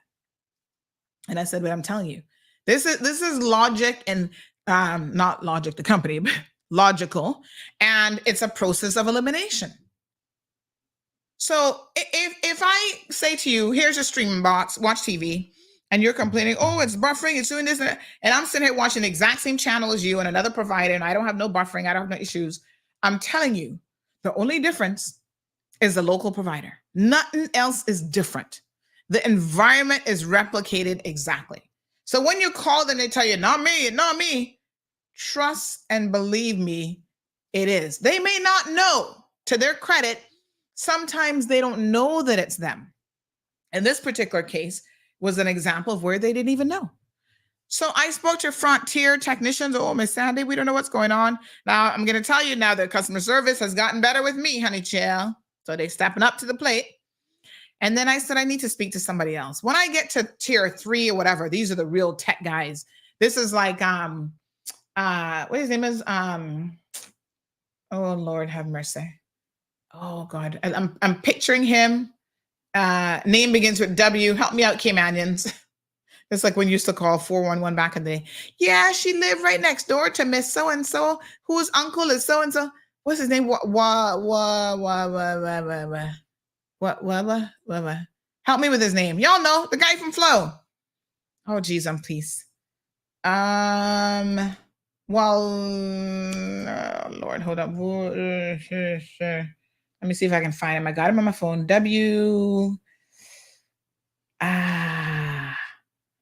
Oh my God. What's his name? Shoot. Y'all know who I'm talking about? Wardley. Yes. Wardley. Thank you. Y'all like Wardley? Not Delford. Wardley. Wardley been at this for donkey years. Thank you. I just could not think of his name just now. I was like, whoa. All right, Wardley, right? So Wardley been at this forever. And he's seen a thing or two in his probably 40-something years. So we get to that level and I explain to him what's going on. And he says, this is interesting. Leave it with me. Let me have a look, right? Come to find out, this is just so random and so bizarre. They pushed out, and again, a lot of these updates are automatic. There was an update that actually went out to the devices. Just like, y'all have computers. You come back to your computer and all of a sudden it's like Windows updated. Sometimes they don't even tell you because your settings, they'll just automatically do it, right? So Windows updated. In this case, Flow got a hardware update. The firmware updated to their modems. For this particular person, that broke something. And it interfered with other equipment. So they actually had to reset her box to undo the update. And then all of a sudden it was fine. Now, these things are random in a way. Like, who would ever think that a firmware update has actually interfered with other things? And it wasn't everyone that it did it to. It was just certain people. Very bizarre and very random. So the outage that happened for people in Bordentown with the internet is, unfortunately, it looks like, from what I'm hearing, is probably hardware related, but they legit couldn't figure it out. Now, why not just come to the people, Flo, and say, listen, we are aware that there's an issue and we are working on it. Now, this little text message they send out a day after the outage started. Dear valued customers, we sincerely apologize to our customers who experienced broadband outages in Bordentown area. Our techs are working to restore service ASAP. It took you a day to write that, approve it, and decide to hit the send message to send that text to everyone? Come on now. This is where y'all need to step up to the plate. Improve your communications with your customers. Y'all should have been on the radio. Come on the friggin' talk show. Talk to us. We have all these technicians trying to figure it out. We're sorry. We don't know what's going on. Listen, big time AT&T just the other day had a massive outage. You guys remember? They what they give people $2 credit or something ridiculous. People are like, really, AT&T? Keep your $2. We all rely on technology. We all feel it. When the internet is down, we all get upset. We get out of sorts. It is incredibly understandable. What isn't understandable is their communication model and their lack of communicating with their customers. Good morning, caller. Good morning, Sandra. Hello, darling. Yes. Flo, for months, I've been experiencing drop call. You would place the call and it just drop. Or it would take about a good 1 minute before it connects. And I'm sure I'm paying for it. And every month you can look, every month you have these generated reminder, your bill is this, your bill is that, your bill is that, and they can't inform us of the problem or compensate us for the problem. Yeah, they need a different approach. Offreg need to investigate them. Well, I can tell you, Greg is definitely investigating this outage. In fact, they met with them yesterday in relation to it. Thank you so much, caller. I appreciate it. Yeah, listen, I like the guys over at Flow, and I know how incredibly hard they work. But I don't know if it's management making these kind of decisions. But I think there's certain things that really need to change. And the first thing that needs to change is they need to find a better way of communicating with people. I don't know what they're hiding. And then people get all kind of messages because y'all know this is Cayman. So what people end up doing is they call their friends like, oh yeah, I got a friend who works Flow. I'm going to call my friend. And then your friend is like, they claim say that it's going to come up in 12 hours or 2 hours or whatever. And your friend don't know what they're talking about because your friend isn't connected to the right people at Flow. Which now this would have been escalated to the top level. Those guys did not know what was going on. So there is no way that they could give you an ETA and fixing it. First of all, you got to know what the problem is before you can commit to fixing it. And they simply did not know. But guess what? People can be very, very understanding, None of us are technical at that level. We don't run a telecom company. We don't understand how difficult that would be to keep y'all up 24/7. But if you do not tell the people something, you leave the people's minds to wander and wonder what the heck is going on. 2 weeks, y'all been having a quality issue with landlines. It's so funny because I would hang up from people, and you've even heard me on the show going, what? I can't hear this person. Like, what's going on? 2 weeks. I would hang up on people and call them on WhatsApp because I was getting a better connection on WhatsApp. That should never be the case. What's going on? What happened? Morning, Rachel. Says, I'm so glad that you're highlighting this. I was mind blown emoji over their marketing and communications, even offended. I thought I was the only one feeling so old and unconnected from my service provider.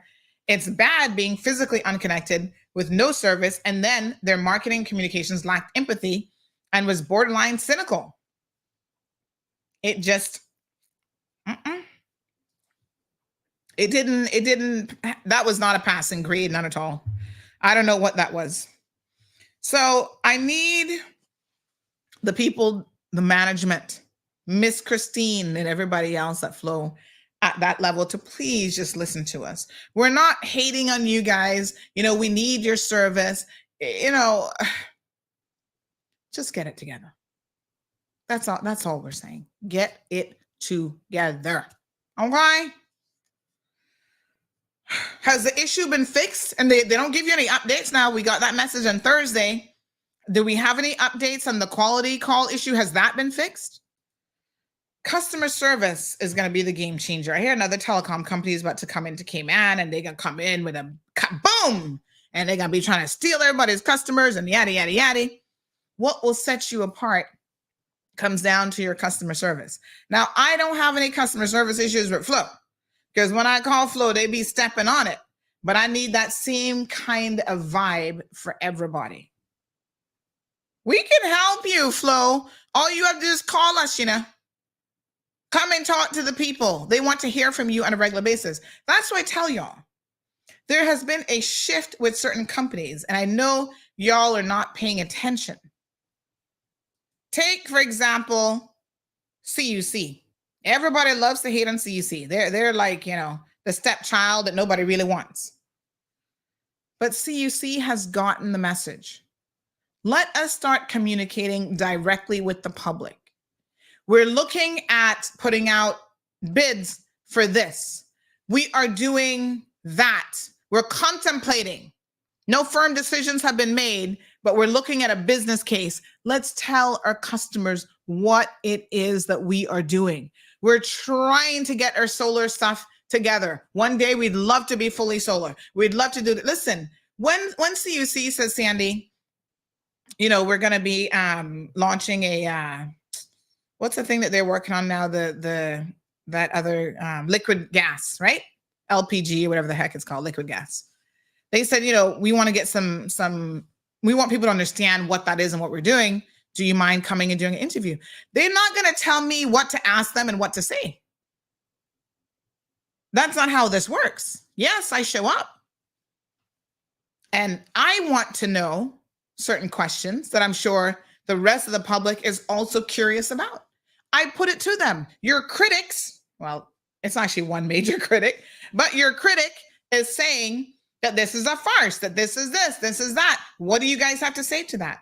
And I can tell you that they will answer the question. They're not going to be like, oh, no. We can't answer that. We can't go there. We can't, This is the approach that service providers have to take in 2024. We're no longer in the 1980s or the 1990s. Yes, you're a private company, but you provide a service to the public. The public wishes to have direct communication with you, and they want to know what is going on. Can you not meet us, especially since, it's supposed to be, that's supposed to be your specialty. Can you not meet us halfway with it? That's all I'm saying. Y'all need to do a better job with communicating. Who is this Dan Jones posting this Facebook link? What is that Facebook link? Rocio says, oh, yes, I got the greatest conversation with Gigi. I need to ask her if it's true or coming from her imagination. My goodness. Everton says social media is very addictive. It can be. Dan says there's currently a petition online for a vet for Cayman Bracken. Little Cayman, please look for it and sign it. Oh, okay. Thanks, Dan. I wasn't sure what that was all about. You guys don't have a vet in Cayman Brac? So where do you take your pets to? Lord Jesus. Them poor Brockers, they be suffering over there. Shaka Zulu says, Auntie Sandy, can you remind listeners to have redundancy in place by having a second form access to your program, e.g. Facebook listeners have YouTube as a backup or vice versa? Yes. I mean, I do kind of say it all the time, right? I remind you, we're on radio, we're on, and some of you, it depends on where you are. If you work for government, you don't have access to Facebook. They got Facebook blocked. That's why when I go to court, I take my own little MiFi device, get my service from Flow, so that I can ensure that I have my own internet access, because they block on their free network. They block certain things like Facebook and whatever. So government does that all the time. But you can you can listen to us on YouTube. So if Facebook goes down like they did yesterday, you jump on the YouTube channel, have it saved.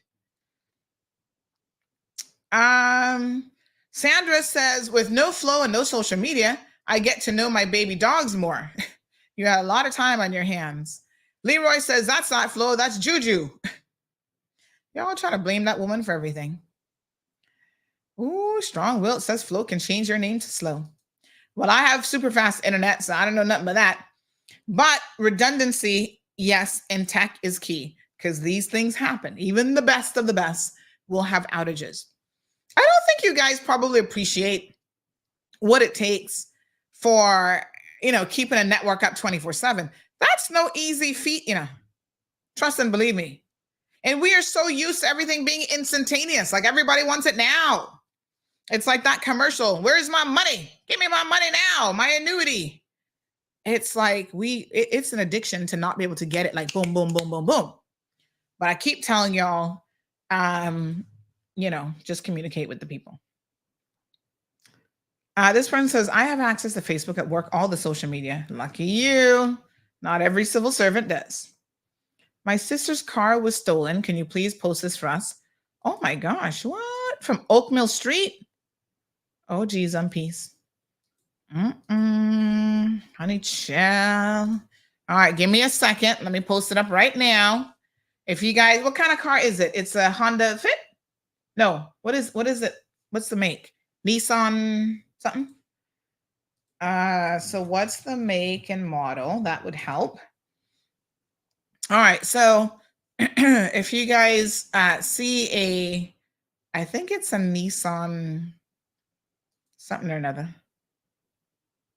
I can't quite make out what. I'm not too familiar with Nissans, to be honest. So let me know what we're dealing with, honey child. Let's get started with business tools from Meta. What?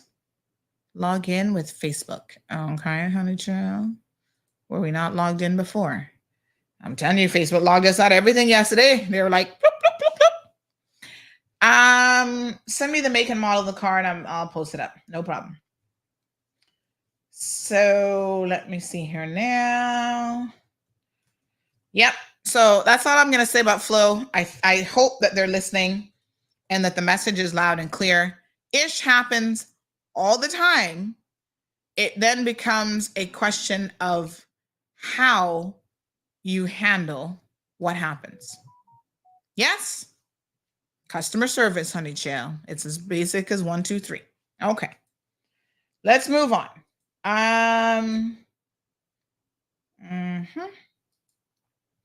So somebody says, hey, did you see this? What? Is this real? No, I didn't. Oh my God. What the hell? Hold on here, honey child. Y'all be shocking me with news in the mornings. Shock and surprisation. No, sir. Wow. Oh my God. All right, hold on.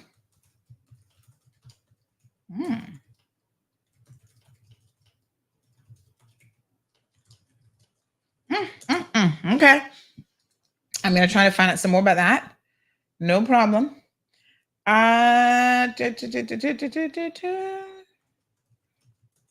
right, honey child. Good morning. And their compensation policies, BS. Well, most of these companies don't compensate you for outages. I'm just going to be honest with you. So somebody says, oh yes, Jess Blunt is the name for Alejandra's show. Remind people to watch us on YouTube if Facebook is not working. And that is why we have 2 YouTube channels. So be sure to follow both. Yes. So sometimes we get in a little bit of trouble with Facebook and YouTube. You guys know how it goes. So if we're in Facebook jail or YouTube jail on one channel, know that you can find us on our backup channel. Just follow both because you should get notification when one is unavailable. Okay. So car was stolen last night, Windsor Park, just trying to get some more details. This person also says that parents can monitor the screen time versus the screen time versus the screen time app that is on all iPhones. There's likely some similar Android app as well. When we have an outage here, this is in the States now, their system set up automatically text and email the impacted customers. They even send a map with heat signatures of impacted areas. Good morning, caller. Good morning. My house line still out in Newland. I still and I got Flow, and it's still out. I don't know what happened. I don't have no more internet with them because I changed the logic, but I still have a house line. And since yesterday, I noticed. I don't know how long it's been out, but it's still now, and that's why I'm calling you on this number because it's mine still out. I just try it, and all I hear and pump. So they need to try come out and check that, and I don't want nothing because they can check our account from cable and wireless, and our mother pays them because I'm planning on even cutting this line off because some people tell me that business won't be paying this kind of money that I'm paying last month. I paid nearly $300. The month before that, nearly $300. For a landline? Who on earth are you calling? Yes, ma'am. That's what I'm telling you. Cause my son must be calling friends with cell phones and whatever. And as I want to tell them this month, if they can't block it, I'm cutting it off. But all why I keep it is because my mother-in-law keep calling my husband, and when she do see him, she be calling, and that's all why I keep it. Your mother-in-law still alive? How old is she? Yeah, she was 8 or 9 November. Oh wow, November 19th. Very good. Well, honey child, Mine's still out, but I sick of going there. You have call, and when you get call, you get Jamaica, and you got to report it to them. And but my line's still out. All right, Miss Selma, we're going to have them call you and see what's going on. I'm sure they're listening to the program this morning. Can somebody at Flo please call her on her mobile phone? Hold on here now. I can give it to somebody who I know can get you sorted out. All right, thanks. Hold on. Don't hang up yet because I'm grabbing the number. Yeah, but I don't have a landline. I don't want a landline. There you go. All right, somebody's gonna call you. I had two and I cut off one because one was for the internet, but we went to Logic because my son about that was faster and better, so we going to them. But sometimes, but I want to fiber. You don't need landline for fiber no more. So, all right, honey child, I gonna have them call you. All right, thanks. Thank you. I appreciate it. Okay. So, yeah, here's the thing again. All y'all need to do this morning is call this woman and get her landline sorted out, and she's gonna be happy like a pig in mud. It's as simple as that. A lot of it's not really rocket science, This thing of having customer service overseas, I'm gonna make a recommendation and say that probably not working out too good for y'all. If you can bring that back to Cayman, please do. Now, not to be left out, let's talk about Logic for a quick minute, because y'all been cussing them too. This is like customer service, bad customer service day. Honey child, they're not easy. Recently, they decided to push through these upgrades or whatever they want to call it. Like, we're going to increase our minimum speed. Let me tell you something. Y'all wasn't increasing nothing around. Yeah. My husband was like, no. We're paying for this, and this is all we need. We don't need one speed more, and we're not paying no more money for something that we do not want. Well, turns out he was in a tit for tat with them. I was letting him handle it, honey child. I wasn't getting involved. But they were telling him that he didn't have a choice. And he's like, what do you mean I don't have a choice? Didn't I sign a contract for this amount of speed at this price? Yeah, but no, we're going to increase it for everybody. I don't want your increase. I don't want it, and I'm not going to pay for it. Well, we don't have a choice. It's automatic. He says, I don't want it. Well, honey child, they upgraded it anyway. And he called him and said, you better take it back. Put my speed back, and I'm not going to pay any difference in my bill. So they force these upgrades on you. So they call it to squeeze a few more dollars out of you. And half the time when you be doing a speed test, you'd be surprised what you're really getting. And so people have been cussing Logic left, right, and center. Just the other day, somebody said to me, did you get this sorted out? Because they had heard me mention it. And I was like, well, I can tell you what, they wasn't going to get one over in Marlin. He not a complete pushover now. And he stayed on top of them like white on rice. And guess what? They had to roll it back. He's like, yep, I don't want it. So this person says, hey, Sandy, quick question for you when you have a minute. Did you ever get the Logic issue with the automatic increase resolved? I've been calling them since January about it to let them know that I do not want the upgrade. Was told to call in February, been calling, and they're like, oh, we'll change your plan to one that you want, and we'll prorate you for the month. But nobody wanted this to be prorated. Nobody wanted it to begin with. The person says, I told them I'm not interested in paying the prorated for service I never signed up for. Was told that while it is immoral and unethical and unfair, it is not illegal. This is what they told the person. This is in quotes. While it is immoral and unethical and unfair, it is not illegal. Wondering if you got any further ahead, as I am lodging a complaint with Offreg and have already emailed them about it. Good morning, caller. Hi, good morning. I want to know if I'm able to share my story. Okay, sure. All right. I don't know if you know this guy, Odell from SEB Finance. Oh, geez, peace. Lord have mercy. So, yes, unfortunately, I know Odell. Go on.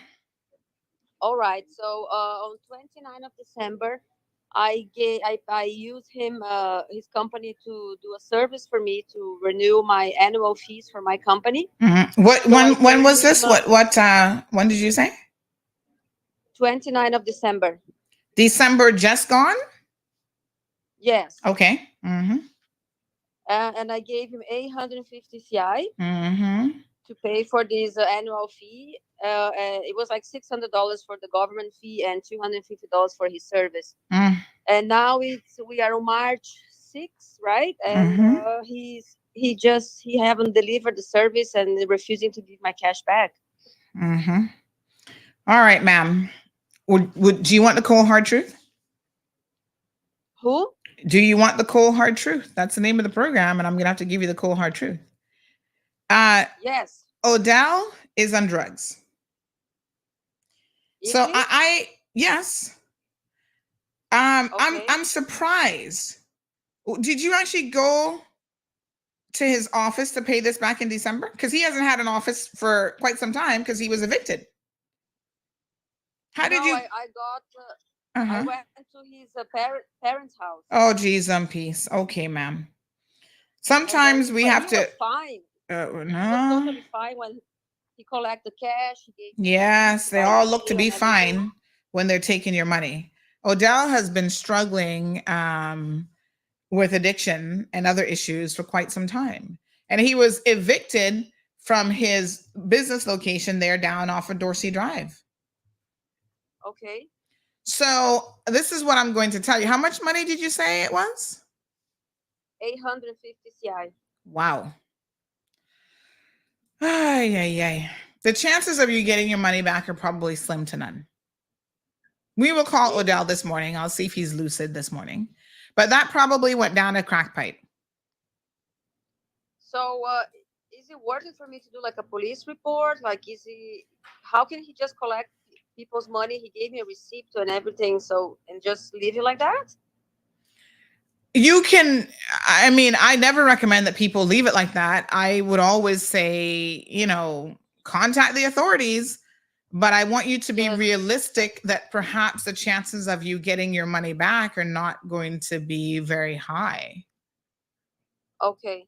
Have you seen his rants and stuff on social media? Actually, he started to send me this weird voice note. Yes. Talking about Jesus, and then I thought that maybe he lost his mind or something. And then he sent me a link for his Facebook page, and he looked like terrible. Yeah, it's unfortunately called drugs. It's cocaine, crack. I don't know exactly what form. I suspect it's the poor man version, which is crack, that has gotten the better of him, and it's very, very unfortunate because we have bright, smart people who could be doing things, and it's unfortunate, but he's in a bad place right now.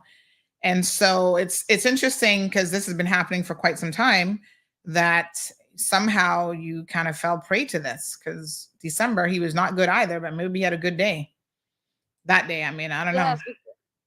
Yeah, because I used his company when I first set up the company, so everything was great at Dorsey Drive. And then I'm in and out of the country, so I'm not currently living full time in Cayman. Yes. So I was there in December, so I decided to use him to do the service for me. Yes, and then that happened. So I'm quite shocked that people doing this kind of thing. So it's terrible. Let me see if I can call him for you. I don't know, Perfect. if he's having a lucid moment this morning, but we'll try to call him for you. All right. All right. So much. You're most welcome, my dear. All right. All righty. All right. Thank you. Bye-bye. This is where y'all got to keep up a little bit now, because there are people who, when he was providing a good service and he was doing a good job, everything was fine, copacetic. Unfortunately, he's not been in that position now for quite some time. Drugs is a horrible thing, folks. I'm telling you, if anybody suffers from addiction, or that people do, it ruins your entire life. That's why y'all don't understand when I tell you, don't touch the stuff, don't play around with it. Even alcoholism, you can ruin your entire life being an alcoholic. You can be at the top of your game, be a good lawyer, good doctor, whatever. And if you can't control your alcoholism, it's like the one lawyer running people over in the streets after, these things ruin your life. Substance abuse ruins your life. Oh my God. It's not that Odell isn't a smart man, but he was evicted for not paying rent for over a year at Dorsey Place. There's a lot of things that I know, a lot of moving parts. A lot of times I don't really speak on it, but when people start to get hurt by these individuals taking their money and not delivering services, $800 odd, not easy to come by. And if you watch him on social media, he's been making these videos for a minute now that obviously speak to the fact that things not really clicking properly. He has made a number of videos and I watched them. And I was like, wow.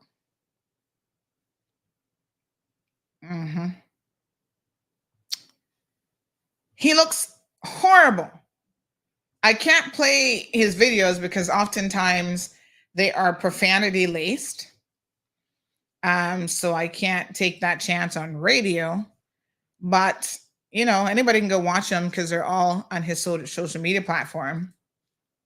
But you look at him and he's obviously, even his physical appearance is clearly that of someone who is suffering from some serious addictions. Let's see if we can give him a call. I gotta be ready to hit that red button and disconnect him if he starts acting the fool. But the woman wants her money back. So let us see what we can do to assist this morning. This is a loose cannon. And I mean, yes, you can file a police report, but he not got no money. He's been taking money from people for a minute. In fact, he owes one guy, my little Tyler, he owes him thousands of dollars. He owns Jiffle, thousands of dollars. He had this business where he was, now this is where y'all need to be a little bit smarter with your money. He was claiming that he needed investors to do his loan to payday business. That's not how a loan to payday business works. But he was taking your money and loaning it out to other people and wasn't running it properly, charging them high interest rates. And sometimes they were defaulting and not paying either. But, with him and his problems, your money started to, get smoked up, jug up. I don't know, all over the place. So let's see if we can reach him on the phone this morning. What a hot mess. Number you dialed is temporarily out of service. There you go. That's out of service. Let's try him on the WhatsApp. Let's see. A lot of y'all keep the WhatsApp working, even when you can't pay the bill.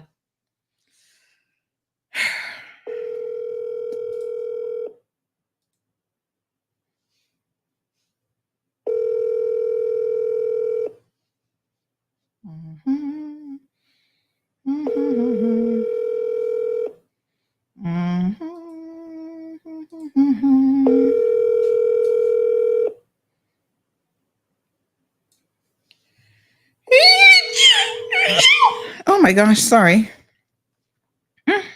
Bless me.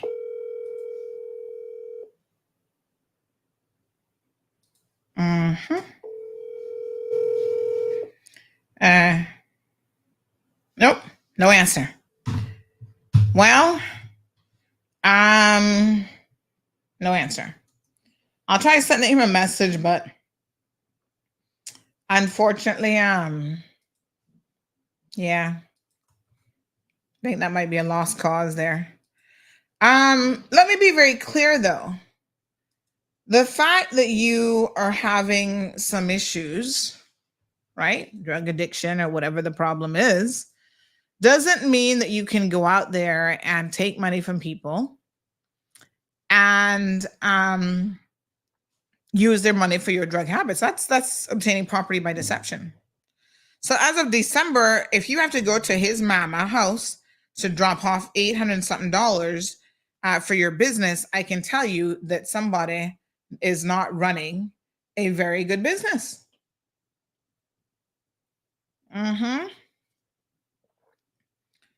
So, yeah, it's a hot mess. Get some help. Leroy says, Sandy, can't you get him some help? I don't even know where the boy live. What do you expect me to do? And here's the thing. Damon says, sugar ruins your life. Here's the thing, right? Unfortunately, if that person themselves don't want help, there's only so much that anybody around them can do. So I saw one video he did sometime last year where he was cursing people out like, oh, y'all went and complained to my mama about me doing these live streams. You're BBC and you're this and that and calling down the good Lord and people and all kind of foolishness. I was like, listen, bro. He was taking it in a bad way, like y'all trying to blaze me up with my mommy. They're trying to see who can help you. Whether it's your mommy, Jesus, Bobo, TD, anybody. You need help. And obviously that is crystal clear. The fact that you haven't gotten it is very, very sad. And, you know, I don't know what to say. I don't know how to help people like this, except that they themselves, there are resources out there. There's drug rehab. There's, you got to come off of the stuff, man. Crack is not your friend. Cocaine is not your friend. None of these drugs are your friend because they will take over your life and ruin your life. He was doing okay for a minute there. He had a good little thing going and we were hopeful. But I don't know. Miss Ethel says you can't help if they don't admit that they need help also, Sandy. And that's really, really bad. That's sad. Miss Darlene, good morning. Darlene Manzanera says anyone who saw and spoke to that mentioned Mr. Odell Suarez. She would have to be on drugs to not understand he's not well. Like I said, Miss Darlene, maybe that day he was having a good day and she didn't recognize. But yeah, he's been like this for months. The landlord there in Dorsey Place, my apologies, finally kicked him out after a year of promises about him paying rent. And in fact, it had gotten so bad that he had it sublet up to somebody else and he was taking her money and not even putting that towards the rent. And then having the utilities and stuff shut off. So it's a hot mess of a situation. Ashley Furniture, good morning. I'm actually live on the radio. Can I call you back later? Oh, I'll call you back when you're off the radio. Sorry. I'm ready for you today, though. Don't worry. Okay, ma'am. All right, cool. So, I don't know what to say, honey child.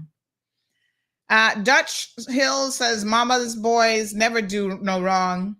It's one of the main problems in Cayman. I don't know, honey child. What a hot mess. Cece has a question. Cindy says, I hear Digicel is under Flow, meaning that Flow is the sole provider in Ireland and every month Digicel have to pay them for fees. What's the complaint exactly?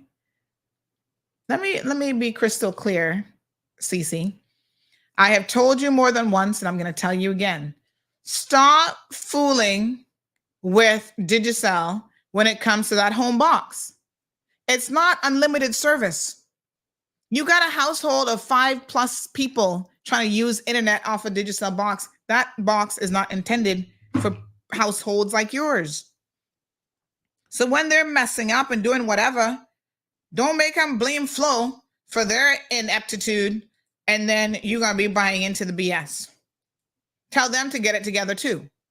These telecom companies, they need to stop lying to people.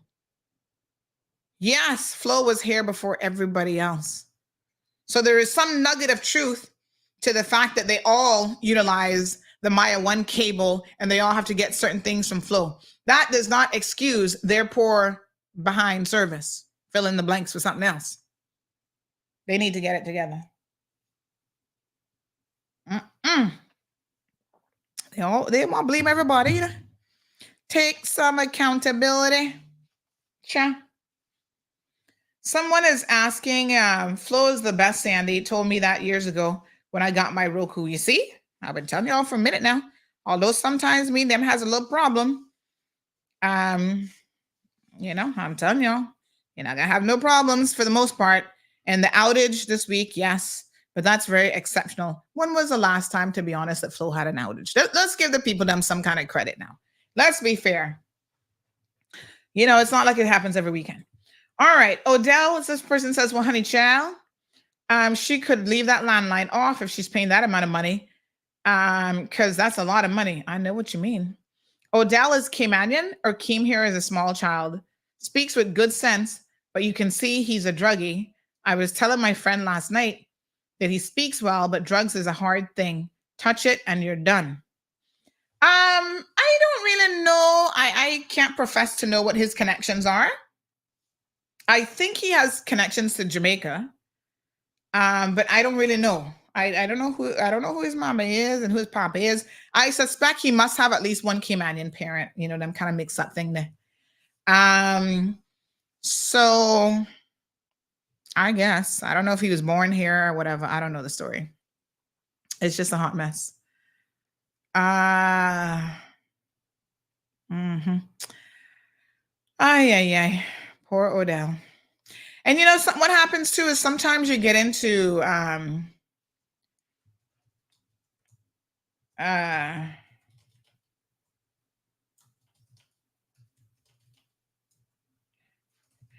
sometimes you get into business that in your mind you think is going to be a very lucrative and great business, and in the real world it turns out to not be a good idea at all. And I kind of feel like that is what somebody in Instagram says. Seb Finance is a scam. I kind of feel like he got into that gray area of it being a scam, because anybody who comes to you and tells you that you can get 25% return on your money investing with them and their finance company, I'm telling y'all, you and your money will soon part ways. Do not be fooled by these people. But in addition to that, he did provide some legitimate business services. But no, honey child. He was promising people things that he simply could not deliver. And he was borrowing a lot of money from people. And I have to tell you the truth. You know, at one point back in October of 2022, he had sent me some video footage of him, because I was reaching out from early 2023, well over a year now. And I was like, Odell, listen to me. People are reaching out to me about some stuff that you're up to, and it's not really sounding good. What's going on? And so he sent me all these videos of, oh, no, Sandy, things are going great. You know, look at me here about to do this great stuff and this and that. You know, y'all know me already. I'm not too easy to fool now, you know. So when y'all be flossing and pretending that things are great, I'm sitting over here with a suspicious eye going, So I said to him back in February of 2023, hey, Odell, I'm getting some complaints from your investors, and I put it in quotes, about money owed. What's going on? And he said, hey, let us talk tomorrow. You can come and meet with me. And I said, no, I'm super busy. I don't meet with y'all because y'all be telling me lies to my face. Y'all just need to come straight. Okay? And he says, sorry, Sandy, but I will refrain from answering any further questions, as do not know if you're asking me these questions as a friend or an interviewer of the press/CMR reporter. Would like to speak to you as a friend, though, one-on-one. My response was, I would make a suggestion that you reach out to Jiffel and Jerome Jackson and explain how they can get their money back. They do not want you featured on the show. Oh, I said they do want you featured on the show, and I'm trying to avoid this. He said, this is fine, thanks, but still would like to meet one-on-one with you. Then, you know, he starts sending all these weird prophecy thing. There's a very interesting connection between drug addiction, drug abuse, and your obsession with religion. So he starts sending me all this prophecy stuff about Genesis 31:10. And I have followed the instructions to measure all evidence gathered shall be tested. He that is ahead of him to come is here. Oh, just a bunch of foolishness. Then he wanted me, what do you say, 7:30. You get the message, the broadcasting production. after you're live with it. First shall be the last, and the last the first, going to get back to one. I mean, it's you're slipping with the drugs, and of course, then they believe that they have a very good interpretation of the Bible in the whole 9 yards, and the Holy Spirit is talking to them. Let me assure you, the Holy Spirit is not talking to you. That is called crack, cocaine, messing up your head and frying your brain cells that you have left. That's not God telling you no foolishness. Dutch Hill says, what is the position on the two arrested in connection with Ed Bush shooting? They're on bail. Leroy said he made a video up to yesterday and he looks really bad. Leroy says Odell was all right when he was under Kenneth Bryan's wing. Well, the truth of the matter is Kenneth doesn't have any control over Odell or anybody else that's on drugs. And politicians would be or should be mindful when they put any and everybody on their platform. Because the slippage of where Odell is today didn't just start overnight. Understand me? So when he was prancing around on the platform and dancing for Kenneth and giving Kenneth a glowing recommendation during the election, there was already some pipe smoking going on with the crack pipe. In fact, I had to point out to Kenneth myself, after he put Odell on a board, some business staffing board or something he was on, I had to point out to Kenneth that, sorry, do you see this man on the cause list being arrested for cocaine possession? Okay. And then he had to be removed from the board. And that was years ago. My point is he's at a very low point now, but this started some time ago. If you are around people who you see starting to use hard drugs where they can't function without it, I would encourage you to get them help at the earliest possible stage. Do not wait till they are where he is now, because it is going to be very, very difficult.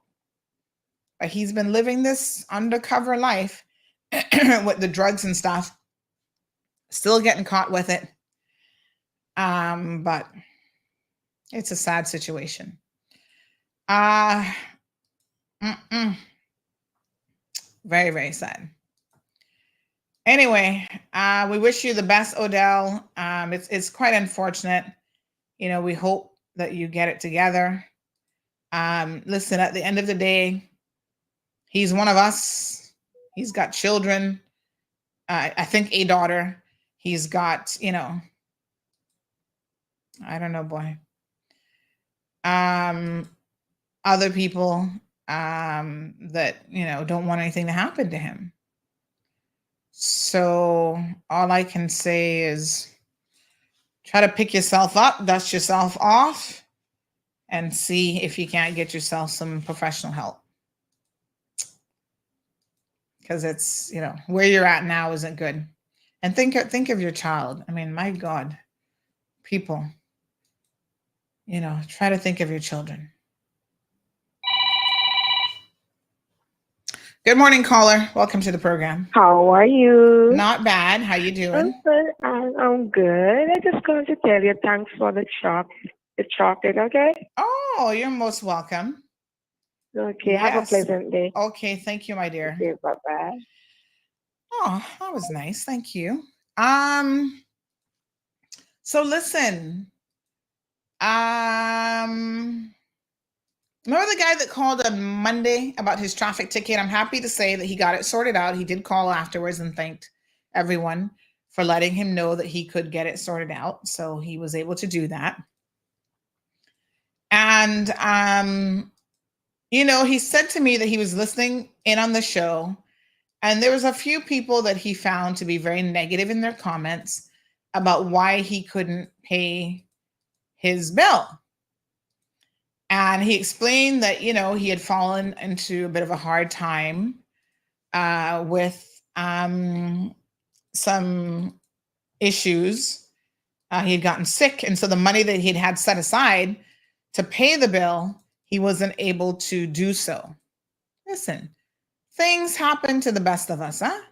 Everybody got a budget until that bill hits you that you were not anticipating and you were not expecting. So I'm glad that he was able to get it sorted out. We give the man a little bit of grace. It wasn't a situation, he says, where he was trying to be irresponsible. It's just that he found himself, sick, and then he had to use that money to go to the doctor and so on. Miss Darlene says he's some that may benefit from rehab. Hopefully. I mean, listen, we don't want our people to really destroy their entire lives and to end up dead because of drug addiction. Unfortunately, if you don't get it under control, that is oftentimes the logical conclusion of exactly where you will end up. That's what I tell y'all. There's certain things in life that you're better off not touching, none at all. And drugs, take it from me, is one of them. Mm-hmm. Yes, honey child, we talked about that on Monday, about the whole bill situation. You have to understand how bill works, and then you would get it. This is a legislative change that needs to happen. So ask yourself about your legislators and what they're doing. Brandon, good morning. So it turns out that Cayman has some of the worst drivers in the world, I'm now convinced. Y'all cannot drive. I'm sorry, but y'all cannot drive. Look at this accident from last night down by Kings. Look at this.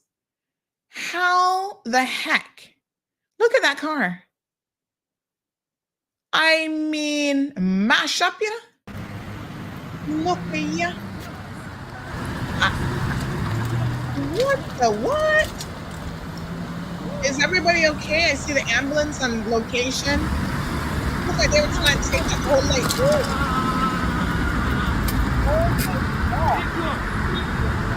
It's the whole side of the car, the whole front.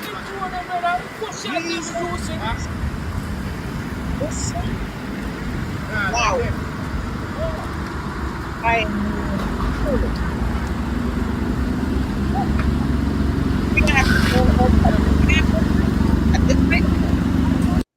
Because y'all gonna need them. Here's the truck.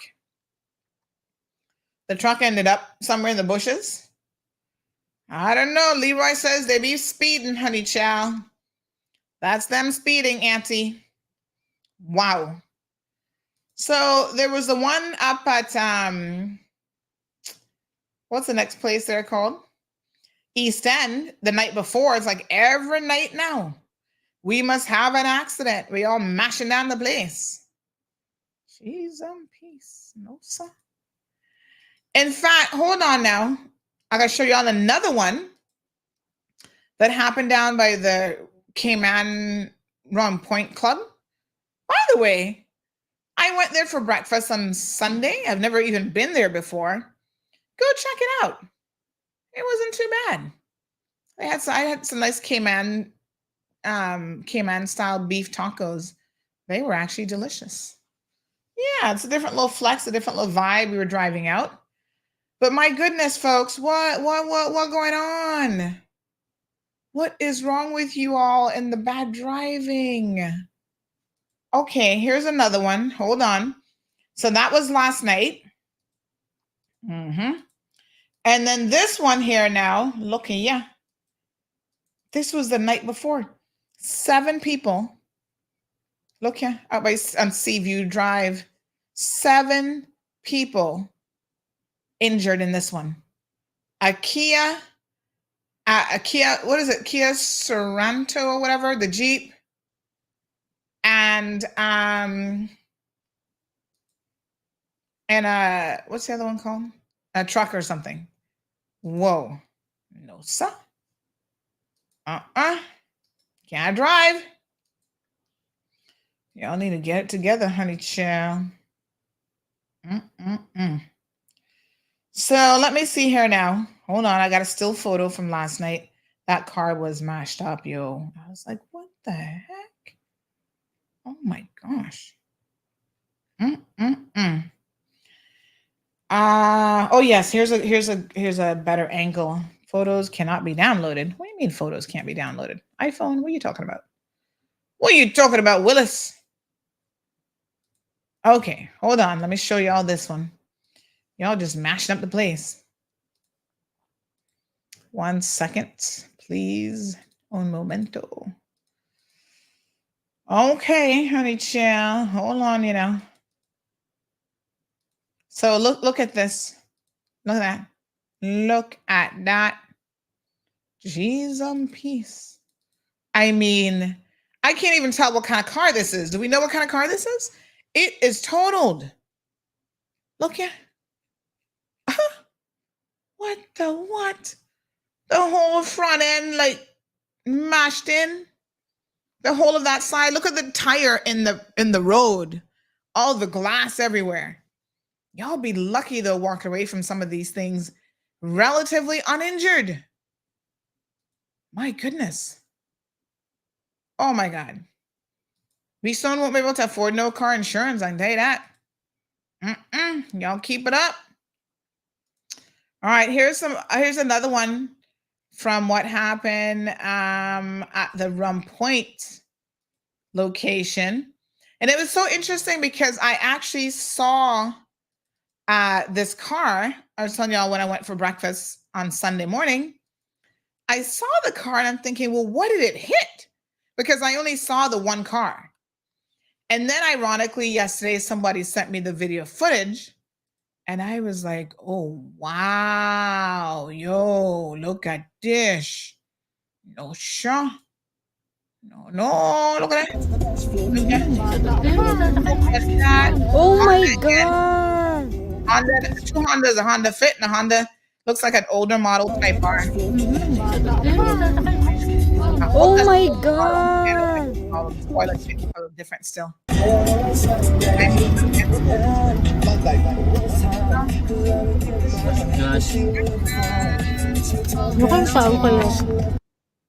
I mean to tell you, all that stuff. Wow. Really. Look at that. Oh my God. I know, right? That's what I'm saying too. OMG. Pure Honda, says Leroy. Ooh, honey child. Honda versus Honda. Yep. So I have a still photo of that one too. That's a hot mess. No, sir. Y'all gotta do better. Everton says it's like they're on a Daytona 500 racetrack. Keep it moving. Why don't you just change the speed limit? Instead of 25, change it to 100 and see what happens. Lord Jesus. No, sir. Damien says that's 25 miles worth of damage. I don't believe that they're doing that. They're not doing no 25 miles an hour. All right. So somebody was up to no good. Somebody's always up to no good. But look at this video footage of somebody stealing a phone. Why y'all so stupid? Look at this. So they go to the food place, their famous restaurant, and look at him now. Check him out. Why is this man standing with a box? What's up with the box? What's in the box? Anywho, what the heck is he doing? Okay. I don't know what that's all about, but keep watching. You're going to see somebody steal a phone here in a second. Oh, yes. Sticking his hand through just that little window. What is he doing? Sticking his hand through the order window, which is so tiny. Where is this, by the way? I haven't been up in there. Okay. Is he actually trying to be slick with it? Because I'm still trying to figure out what's going on here.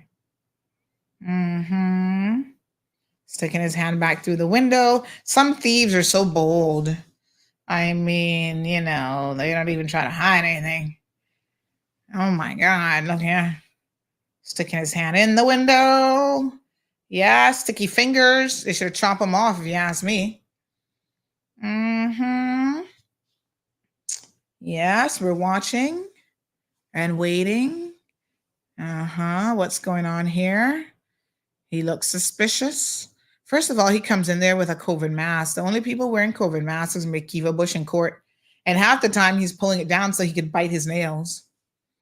So I'm like, what's the point of a COVID mask if you're constantly biting your nails? The best thing to do is not to put your fingers in your face.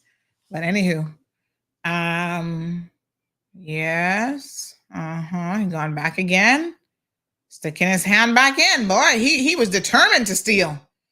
This is when you're determined to be a thief. Look here. Now he got both hands in.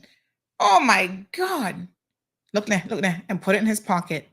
Ay. Then he got pick up his box and start to walk out. Yeah, poor ting. Okay, this is what happened when you got good cameras, honey child. So this is what he was doing. See the office space there? First of all, whoever works there, don't put your phone up on the ledge. Don't make it easy for this man who's a common thief to get to your phone. So this happened yesterday at 2000 hours yesterday evening. So you see, watch. So his little hand was going through there. Oh, but he was reaching far though. What the heck? Look at him. Look. He could barely reach it. That way he had to keep. Oh yeah, buddy. Look at him. Ay. Caramba. Oh, and had to use both hands to unplug it. Oh, honey child. Woo! Who is this common thief? Oh, no, Bobo. Ay. All right, we got a still photo for him. Y'all know who this man is. I understand they already caught him. They already know who he is. But let's show him anyway, because he not got no shame. He is so bold. So bold. No shame whatsoever. He deserves to be on CMR, don't y'all think? All right. Hold on. Let me find him again. Where is that picture saved now? Oh, there he is. Here we go. There he is. Common thief. He was working hard for that phone. Now, sir, whoever you are, and I'm sure we'll have a name and 2 twos, as hard as you work to get your hands on somebody else's phone, you know, if you put that kind of energy into a legit job, you would actually be A-okay. You could be earning some money to go buy your own phone instead of stealing from people. Sure. Thanks, Strong Will. And Dutch says it's by the new champion house. Ingrid says they speed all the time. This morning, 2 cars were speeding in front of Savannah School. No police was there. Oh my gosh. Noli, good morning, says Sandy. I was driving in Newlands, and I'm telling you that these crazy drivers are always speeding and switching lanes like mad people. No respect for other drivers. Wow. No, sir. Sticky Fingers says Leroy. Yes, indeed. Ingrid says, ha. Is that a restaurant or someone giving out free food? They got those lunch boxes coming out of the window. No, man, they were picking up food. Shavanta says, talking about famous, I went there on Monday, and all that was there was the phone and no person until about 5 minutes. So then I learned. Oh. Huh. Well, when you got thieves around, you have to do your best to really try to hide your stuff from them, because as you can see, they work in overtime to steal your stuff. Oh my gosh. So Everton says if the phone has a password, I don't think they can unlock it unless they have someone to unlock it or replace the SIM card. Depends on the phone, but I have an iPhone, so it's of no use to you. Well, you know what? Unfortunately, they've been doing lately, Everton, especially with iPhones, because yes, it is more difficult now for you to steal an iPhone and use it as a phone. What they do is they use them for parts. So there's like a black market. Think about it. You steal an iPhone 15, the parts on that, you can, listen, if you sell off the screen and the this and that, The parts on the phone will actually get you more money than the phone itself. Think about it. Because you know what it is to replace that iPhone, an iPhone screen? So they basically sell it for parts. So they don't care that they can't actually get into the phone and use it as a phone. Got to be careful with these thieves, honey child. Power Liking says, and if they chop his hand off, now what would the law do? Strong Will says, just Rasta Jah. Well, I tell you, hello, Miss Charmene. How are you? So good to see you. Everton says, people like those I don't start from. What do you mean I don't start from? Raymond says the restaurant is always leaving that area unattended. Perhaps after yesterday, they've learned a valuable lesson. First of all, the way that they have that set up don't make no sense. Because if you notice that window says order here. So you go there and it's a small little box, but obviously it's small enough for people to stick their thing. So you order over there and then you walk over the next side to pick up your order. Might I make a suggestion? Famous, this is easy to fix, like 1, 2, 3 easy. First of all, I think that the window could be a little bit bigger. I'm not quite sure why they have it so tiny, right? You can do a proper window where you can be seen and whatever. But what you do is if you do a small order window, you have it when you're not there, you can pull the window down and latch it closed. You can lock the window. Yes, and you're not constantly exposing, because I see there's a small back office area here. There's also a register with money and everything right there. I don't know, is that money in the countertop over to the right? They look like receipts or something. But he could have stolen all kind of stuff. What you do, folks, is you simply, but he got some big eyes though, for him to see through that little hole that phone was there. He not easy. So what you do is you put a proper window in there that you can actually lock it. Because I don't know where she goes. I don't know if she has to take the order and then walk the order over somewhere else. I'm not sure exactly. I've never been to this location. I don't know how this works. But, if you have a window you can pull down and lock it, you're good to go. Anthony says, Jamaican style ghetto window they bring here to Cayman. Lord have mercy. Yes, Leroy, it needs a sliding glass with a lock, or even plexiglass where you can lock it. Jerry says maybe he was stealing the phone to place an order. Oh, Jerry, that's a good one.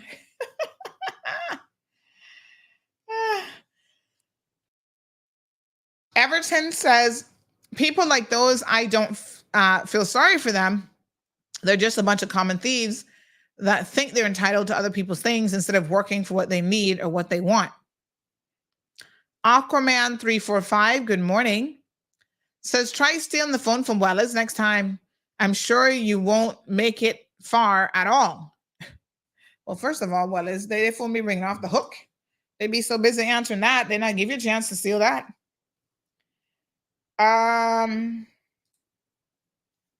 Just look at the crap Connors had. Who's Connors? Say what? Who's Connors? I don't know who that is. Okay. So if you have to leave the area unattended, I would suggest that you do a little better and latch it, close it. It's not Connor's restaurant, Anthony. It's Corner's restaurant. Oh gosh, you had me confused.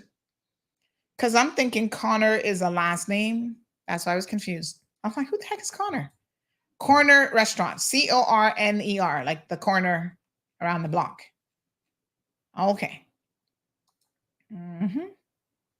What a mess, honey chill.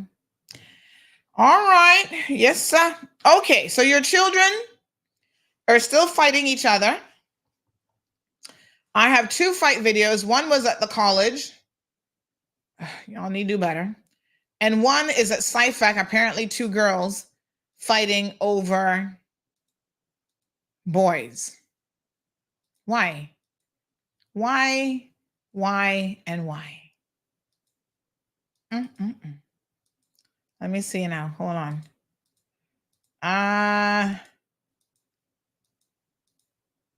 Oh gosh, where's the fight video? Hold on. Let me see if I can put my hands on it. So, this is embarrassing. I don't know why your children out in the streets fighting anybody. Especially over man. It's like, not man, boys. These are not men, these are little boys. So, let me see here now. And then one young man, he got a nasty cut on his chin. Oh my God. What the heck? No, sir. Let me see which one this is. Hold on.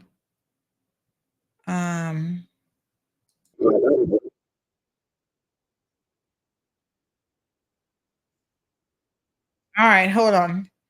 I don't know what y'all children be doing, honey child, but they need Jesus in the worst kind of way. All right, we got one fight video, we got two fight videos, and we got three. All came in yesterday. Hold on. And then a young man who now is probably gonna have a scar on his chin because look like he got a good cut there from fighting. It's not that they stop fighting, you know. It's just that sometimes we don't get the videos. But we got these, so let me show y'all the girls first. And I understand this is over some boys or some foolishness, which at their age, only God knows why they fighting over boys. Get it together. So here they are. Look here. Look at them. Look at them. My God. Wow. Oh my God. Look at it. Like animals. So they actually have, in case you don't see, there's two separate groups fighting each other. Two sets of girls. So one on the right and one on the left. Look at that. Look at. Oh my gosh. And then the next one's over there beating each other up. And of course, other kids are filming this, talking about it, laughing. It works. Wow. And where are the teachers and security? Because this goes on for a little minute now. I don't see not a teacher in sight. Where are the adults? Well, finally, that looks like, is that finally a teacher or is that another kid over there pulling them off? Well, here comes the administrator or teacher now. Wow. I mean, that was a hot minute of nobody being around. Wow. No, sir. All right. There's that. Here's another one. That's rude. So they're carrying on, cussing and carrying on like hoodlums. There they are. Right in front of the Celebrate Our Coat of Arms sign. My Lord Jesus. Yeah, there they are. I'm talking about the cameraman. Good. Here are these fools. Look at them. Look here. Wow.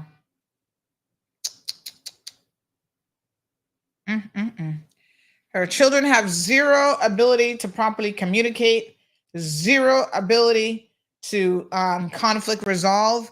And as you can see, it's not just her children, adults as well. And then, hear this now. This one is boys fighting. So, you know, this one gonna be rough and tough and, you know, they goes and does extra. This one looks like this is out by the Burger King. That's why they were banning your children from going there. And nobody can't blame them. Look at this. Right by the handicap spot. Poor handicapped person can't even come and get a little parking. And then, let me show you what this young man's face now looks like. Yes, honey child.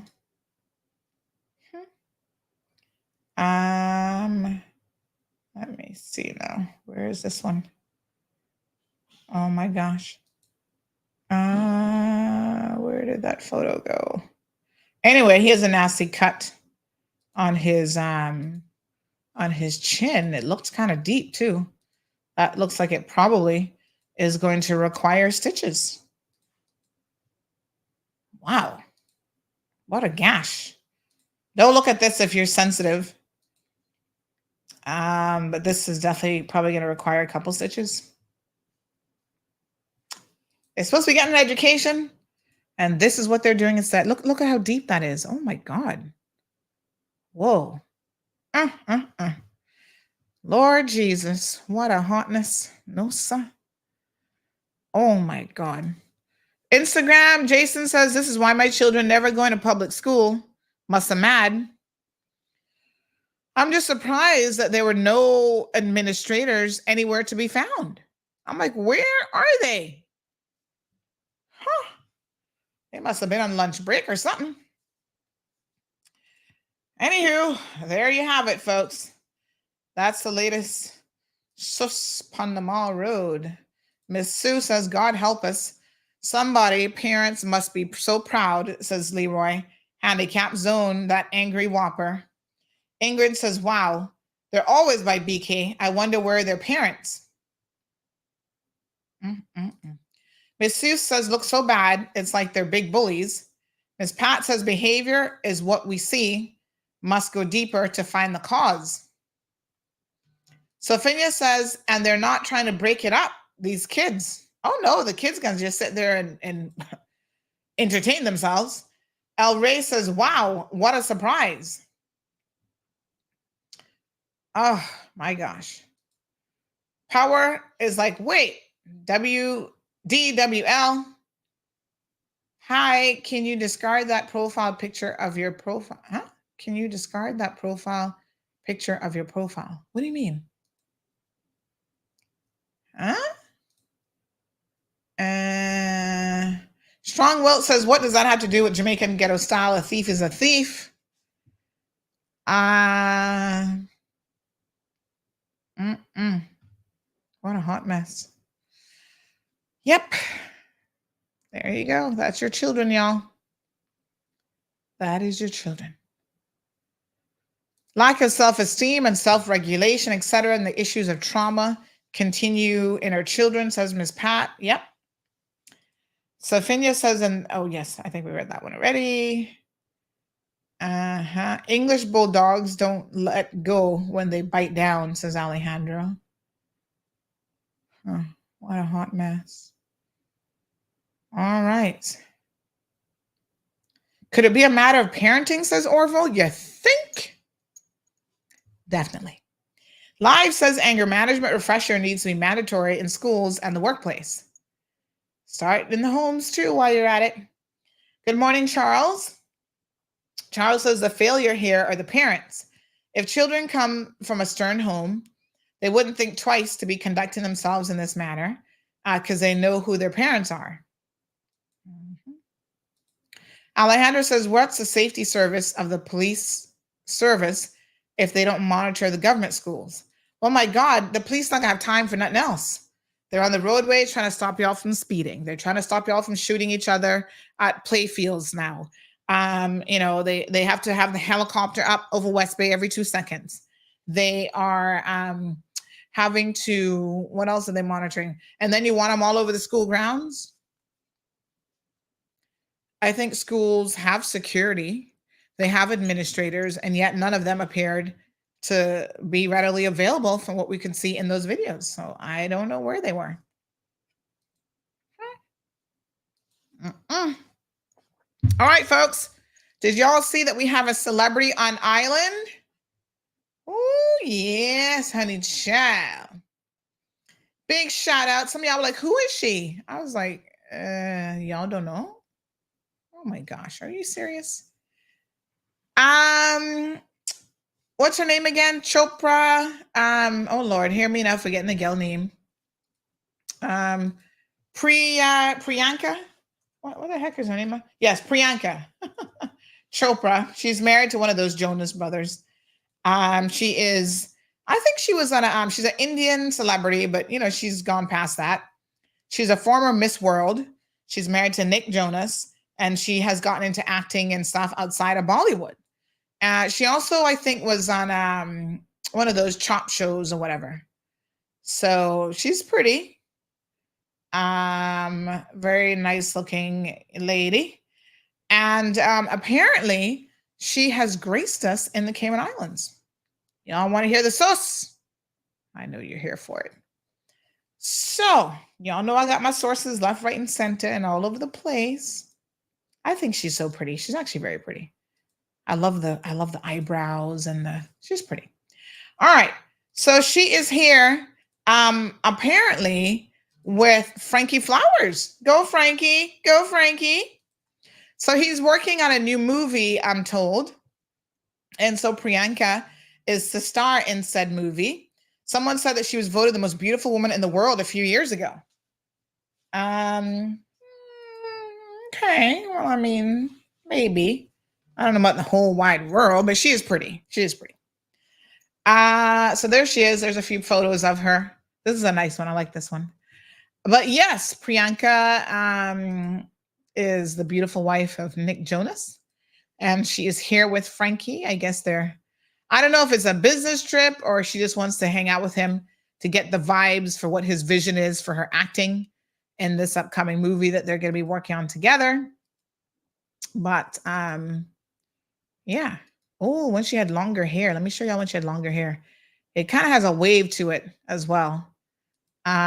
Pretty. I like her with longer hair, actually. Mm-hmm. There you go. Little Bollywood looking outfit. Yes, sir. So that is her, and let me show you her with her husband. She gets a lot of flack, unfortunately, I think, because she is married to Nick Jonas, and she had to use a surrogate to have a baby, and people are like, oh, she didn't want to have a baby to mess up her perfect figure. I don't think that was actually the case. I think, although she don't want y'all in her business that deeply, there was probably a medical reason why she needed to use a surrogate. But yeah, she's on the islands. And I say islands because, in fact, yesterday she was on her way to Cayman Brac. So y'all Brackers, if you see an Indian lady that doesn't look familiar, that you haven't seen in a while, it's her. It's Priyanka. Tell her I said hello. Tell her Martin Rhodes sends some love. And she can always call us to get on the program if she'd like to. All right. So what's the name of the movie again? It's called something that begins with a P. A B. I can't remember now. Oh gosh, I can't remember. Anyway, yes, she's going to be working on something with Frankie Flowers. I think that's awesome. Go Frankie. Go Frankie. She's got a little daughter now and everything. So cute. Okay, so good luck to her. And thanks for visiting our beautiful Cayman Islands. Mm-hmm. I like when celebrities come to Cayman, living their best lives, checking us out.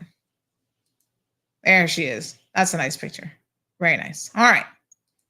Some people are like, who is she? I'm like, Lord, y'all don't keep up with no celebrities, that's for sure.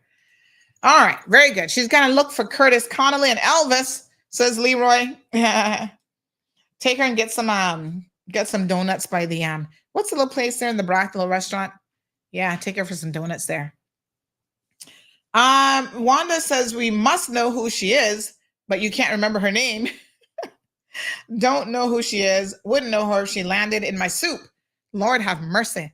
No, I had to think about the name for a second just now, but of course I know who she is. Would I recognize her if I saw her in person? Maybe. I'm thinking yes, I would recognize her. Lucky Body says, OMG, she is amazing, right? I'd be crushing on Priyanka if I saw her in person. Honey child, I'd be like, ooh, can I get your autograph? So Damon says, where's she staying? She's actually in the Brac. I don't know where she's staying in Grand Cayman. Yeah. Gabby says, bring back the days when teachers could give us a good lashing. Oh my God. What a hot mess. Ay, ay, ay. Diamond Princess says, I do agree that sometimes the parents are to blame for the children's behavior. However, some children just follow what their friends are doing and they try to fit in. When my daughter was at primary school, this little boy would tease her, and I reported to the teacher and asked to speak to the parent of the little boy. When his dad came and heard what his son said, he was not surprised. He was surprised, sorry, and told him to apologize and reprimanded him. Well, that's good, because some of these parents, they worse than the children. That's the problem. So Damien says Star Island. Oh, yes, that's where I was thinking. Baywatch is one of her movies. She was in the Baywatch movie? Oh, yeah? Huh. Gabby says she stole my celebrity crush. Oh, Nick is your celebrity crush? Aw. Huh? Power, I'm confused. You said, please remove the pic on your profile. Who are you talking to? I don't see who you're referring to, so I don't know what this is all about. Who are you talking to? You said, please remove the pic on your profile because it's not your picture or name. Regards, family. Huh?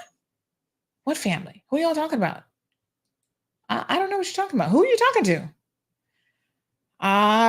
You got me confused, honey child. C thread. Hold on. Oh, Anthony Russell. He's referring to someone named Anthony Russell. Who's that? He only has 2 friends in Cayman. Anthony, is this a fake account? Oh, look like Anthony set up a fake account from August of last year. Anthony, come on now. That's not nice. And whose picture and stuff is he using? It's not your picture or name. So somebody, what you have to do is don't message Anthony. He only has 2 friends. What you do is you contact Facebook and you report it to Facebook. You say that this is a fake account or a fake name, and then Facebook will make him prove that he is who he is. Don't y'all know this by now? You click on the 3 little dots next to the profile. Let me show y'all how to do it. Sorry, Power, I don't see the conversations as a thread. So I wasn't even sure who or what you were talking about. I was like, what's going on? So this is what you do. Hold on. I'm going to show y'all how to do it now. Okay, honey chill. All right. So you go to the profile, like yes, so. Okay, let me show y'all. All right, so you go here. It is odd that Anthony only has 2 friends. And then you click on the little 3 dots right here and you say find support or report.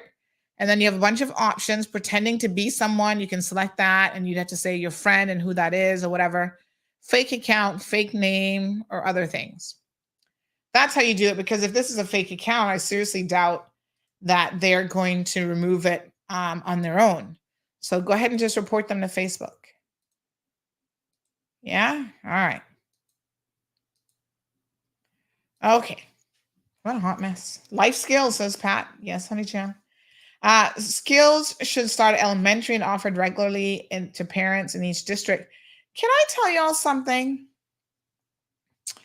Oh my gosh. There's some parenting courses that are put on by the government through the counseling services, like that family division. And do you know that parents are sending, hear this now, parents are sending the children instead of the kids. I mean, the parents, instead of going themselves, let me rephrase that. That's wrong. They're sending the children to parenting classes. And y'all wonder what is wrong with Cayman? Come on now. Ralph C said, I would be like, I know you. You're that woman in that movie. What was it again? Oh my God. You're welcome, Power. Sandy, why don't you go live on TikTok as well so you can monetize your live stream? I can't be bothered, truth be told. Listen, I'm already live on 4 different areas. I feel like that's enough. And I'm not interested in monetizing streams like that. We don't monetize any of our streams. We don't monetize YouTube. We don't monetize Facebook streams. We don't monetize Instagram streams. That's not how we make any money around here. Okay, honey chill. Don't forget, if you've not yet purchased your tickets for the catwalk for cancer, please do so. Event is tomorrow evening. And Taste the Cayman coming up. Honey chill, get your tickets. You got the festival, you got the pre-concert with Black Eyed Peas on the Friday. The Saturday is the concert. You can enter several competitions, your Cayman style beef, your what's the other one called? Your hard Cayman style beef and custard top and oh Lord have mercy. Not custard top. That's one of them. Cayman style beef and Cayman style beef and heavy cake. There we go. All right. Enhanced food and beverage purchase process. We got Jay Ahart, I think, is going to be joining us on Friday's show and going to bring us up to speed on what changes there are for the festival this year and also what it is that you have to look forward to. So make sure you get ready, honey chill. I'm looking forward to it. It's always a good time. And there's some people that bring out some real surprises at Taste the Cayman in terms of the food vendors that really surprise you. This 13th of April at Festival Green, Camana Bay, get ready to experience the culinary capital of the Caribbean. To support local restaurants. To celebrate Cayman heritage. To feel the rhythm and dance the night away with family and friends. Get ready to taste. Get your tickets online now. Visit tasteofcayman.org. All right, folks, get your tickets. Get your tickets early. Johan, how are you? What event? Try to behave yourself. Gabby says you can make money on TikTok live when the people send you gifts. Yeah, that's okay. We'll be fine. We don't need to monetize that. Hire Caymanian to run the areas of your monetized social media, Auntie Sandy. Pay them based on the income stream they can achieve. Meh. All righty, honey chill. Everything looking good over here. Copacetic. All right, y'all behave yourselves. Show is about to end. Please, no fighting, no beating each other up, no car accidents for the day, no flipping your cars. Let's have a nice hump day Wednesday, shall we? March the 6th. Tomorrow is Thursday. We do have some guests coming on the show tomorrow, so make sure you tune in early. And then we have big shout out again to the Taste people. They're going to come on Friday. Some sponsors to mention: Dart Organization, Kemp House, FYI app, AI Rentals, DMS Broadcasting, Cayman Mall Road, Ministry of Youth, Sports and Heritage. I don't know why they took out culture, but anywho, and Tower Marketing. So lots of big support to the sponsors who make Taste of Cayman the event that it is.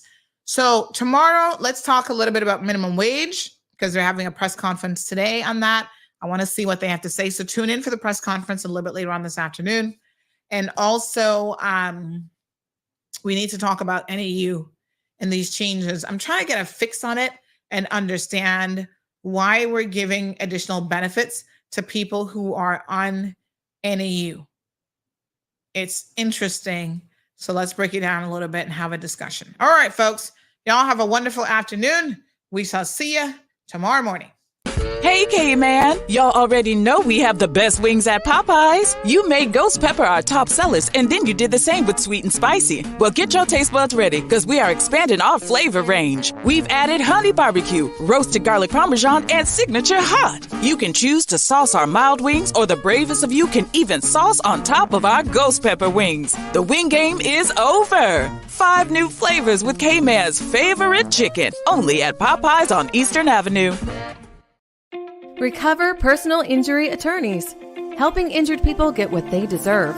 Did you know that insurance companies have lawyers that represent their interests? Before signing and accepting any settlement, know your rights. Call us today for a free consultation at 924-9999. That's 924-9999. Recover. Your personal injury attorneys are on standby to assist.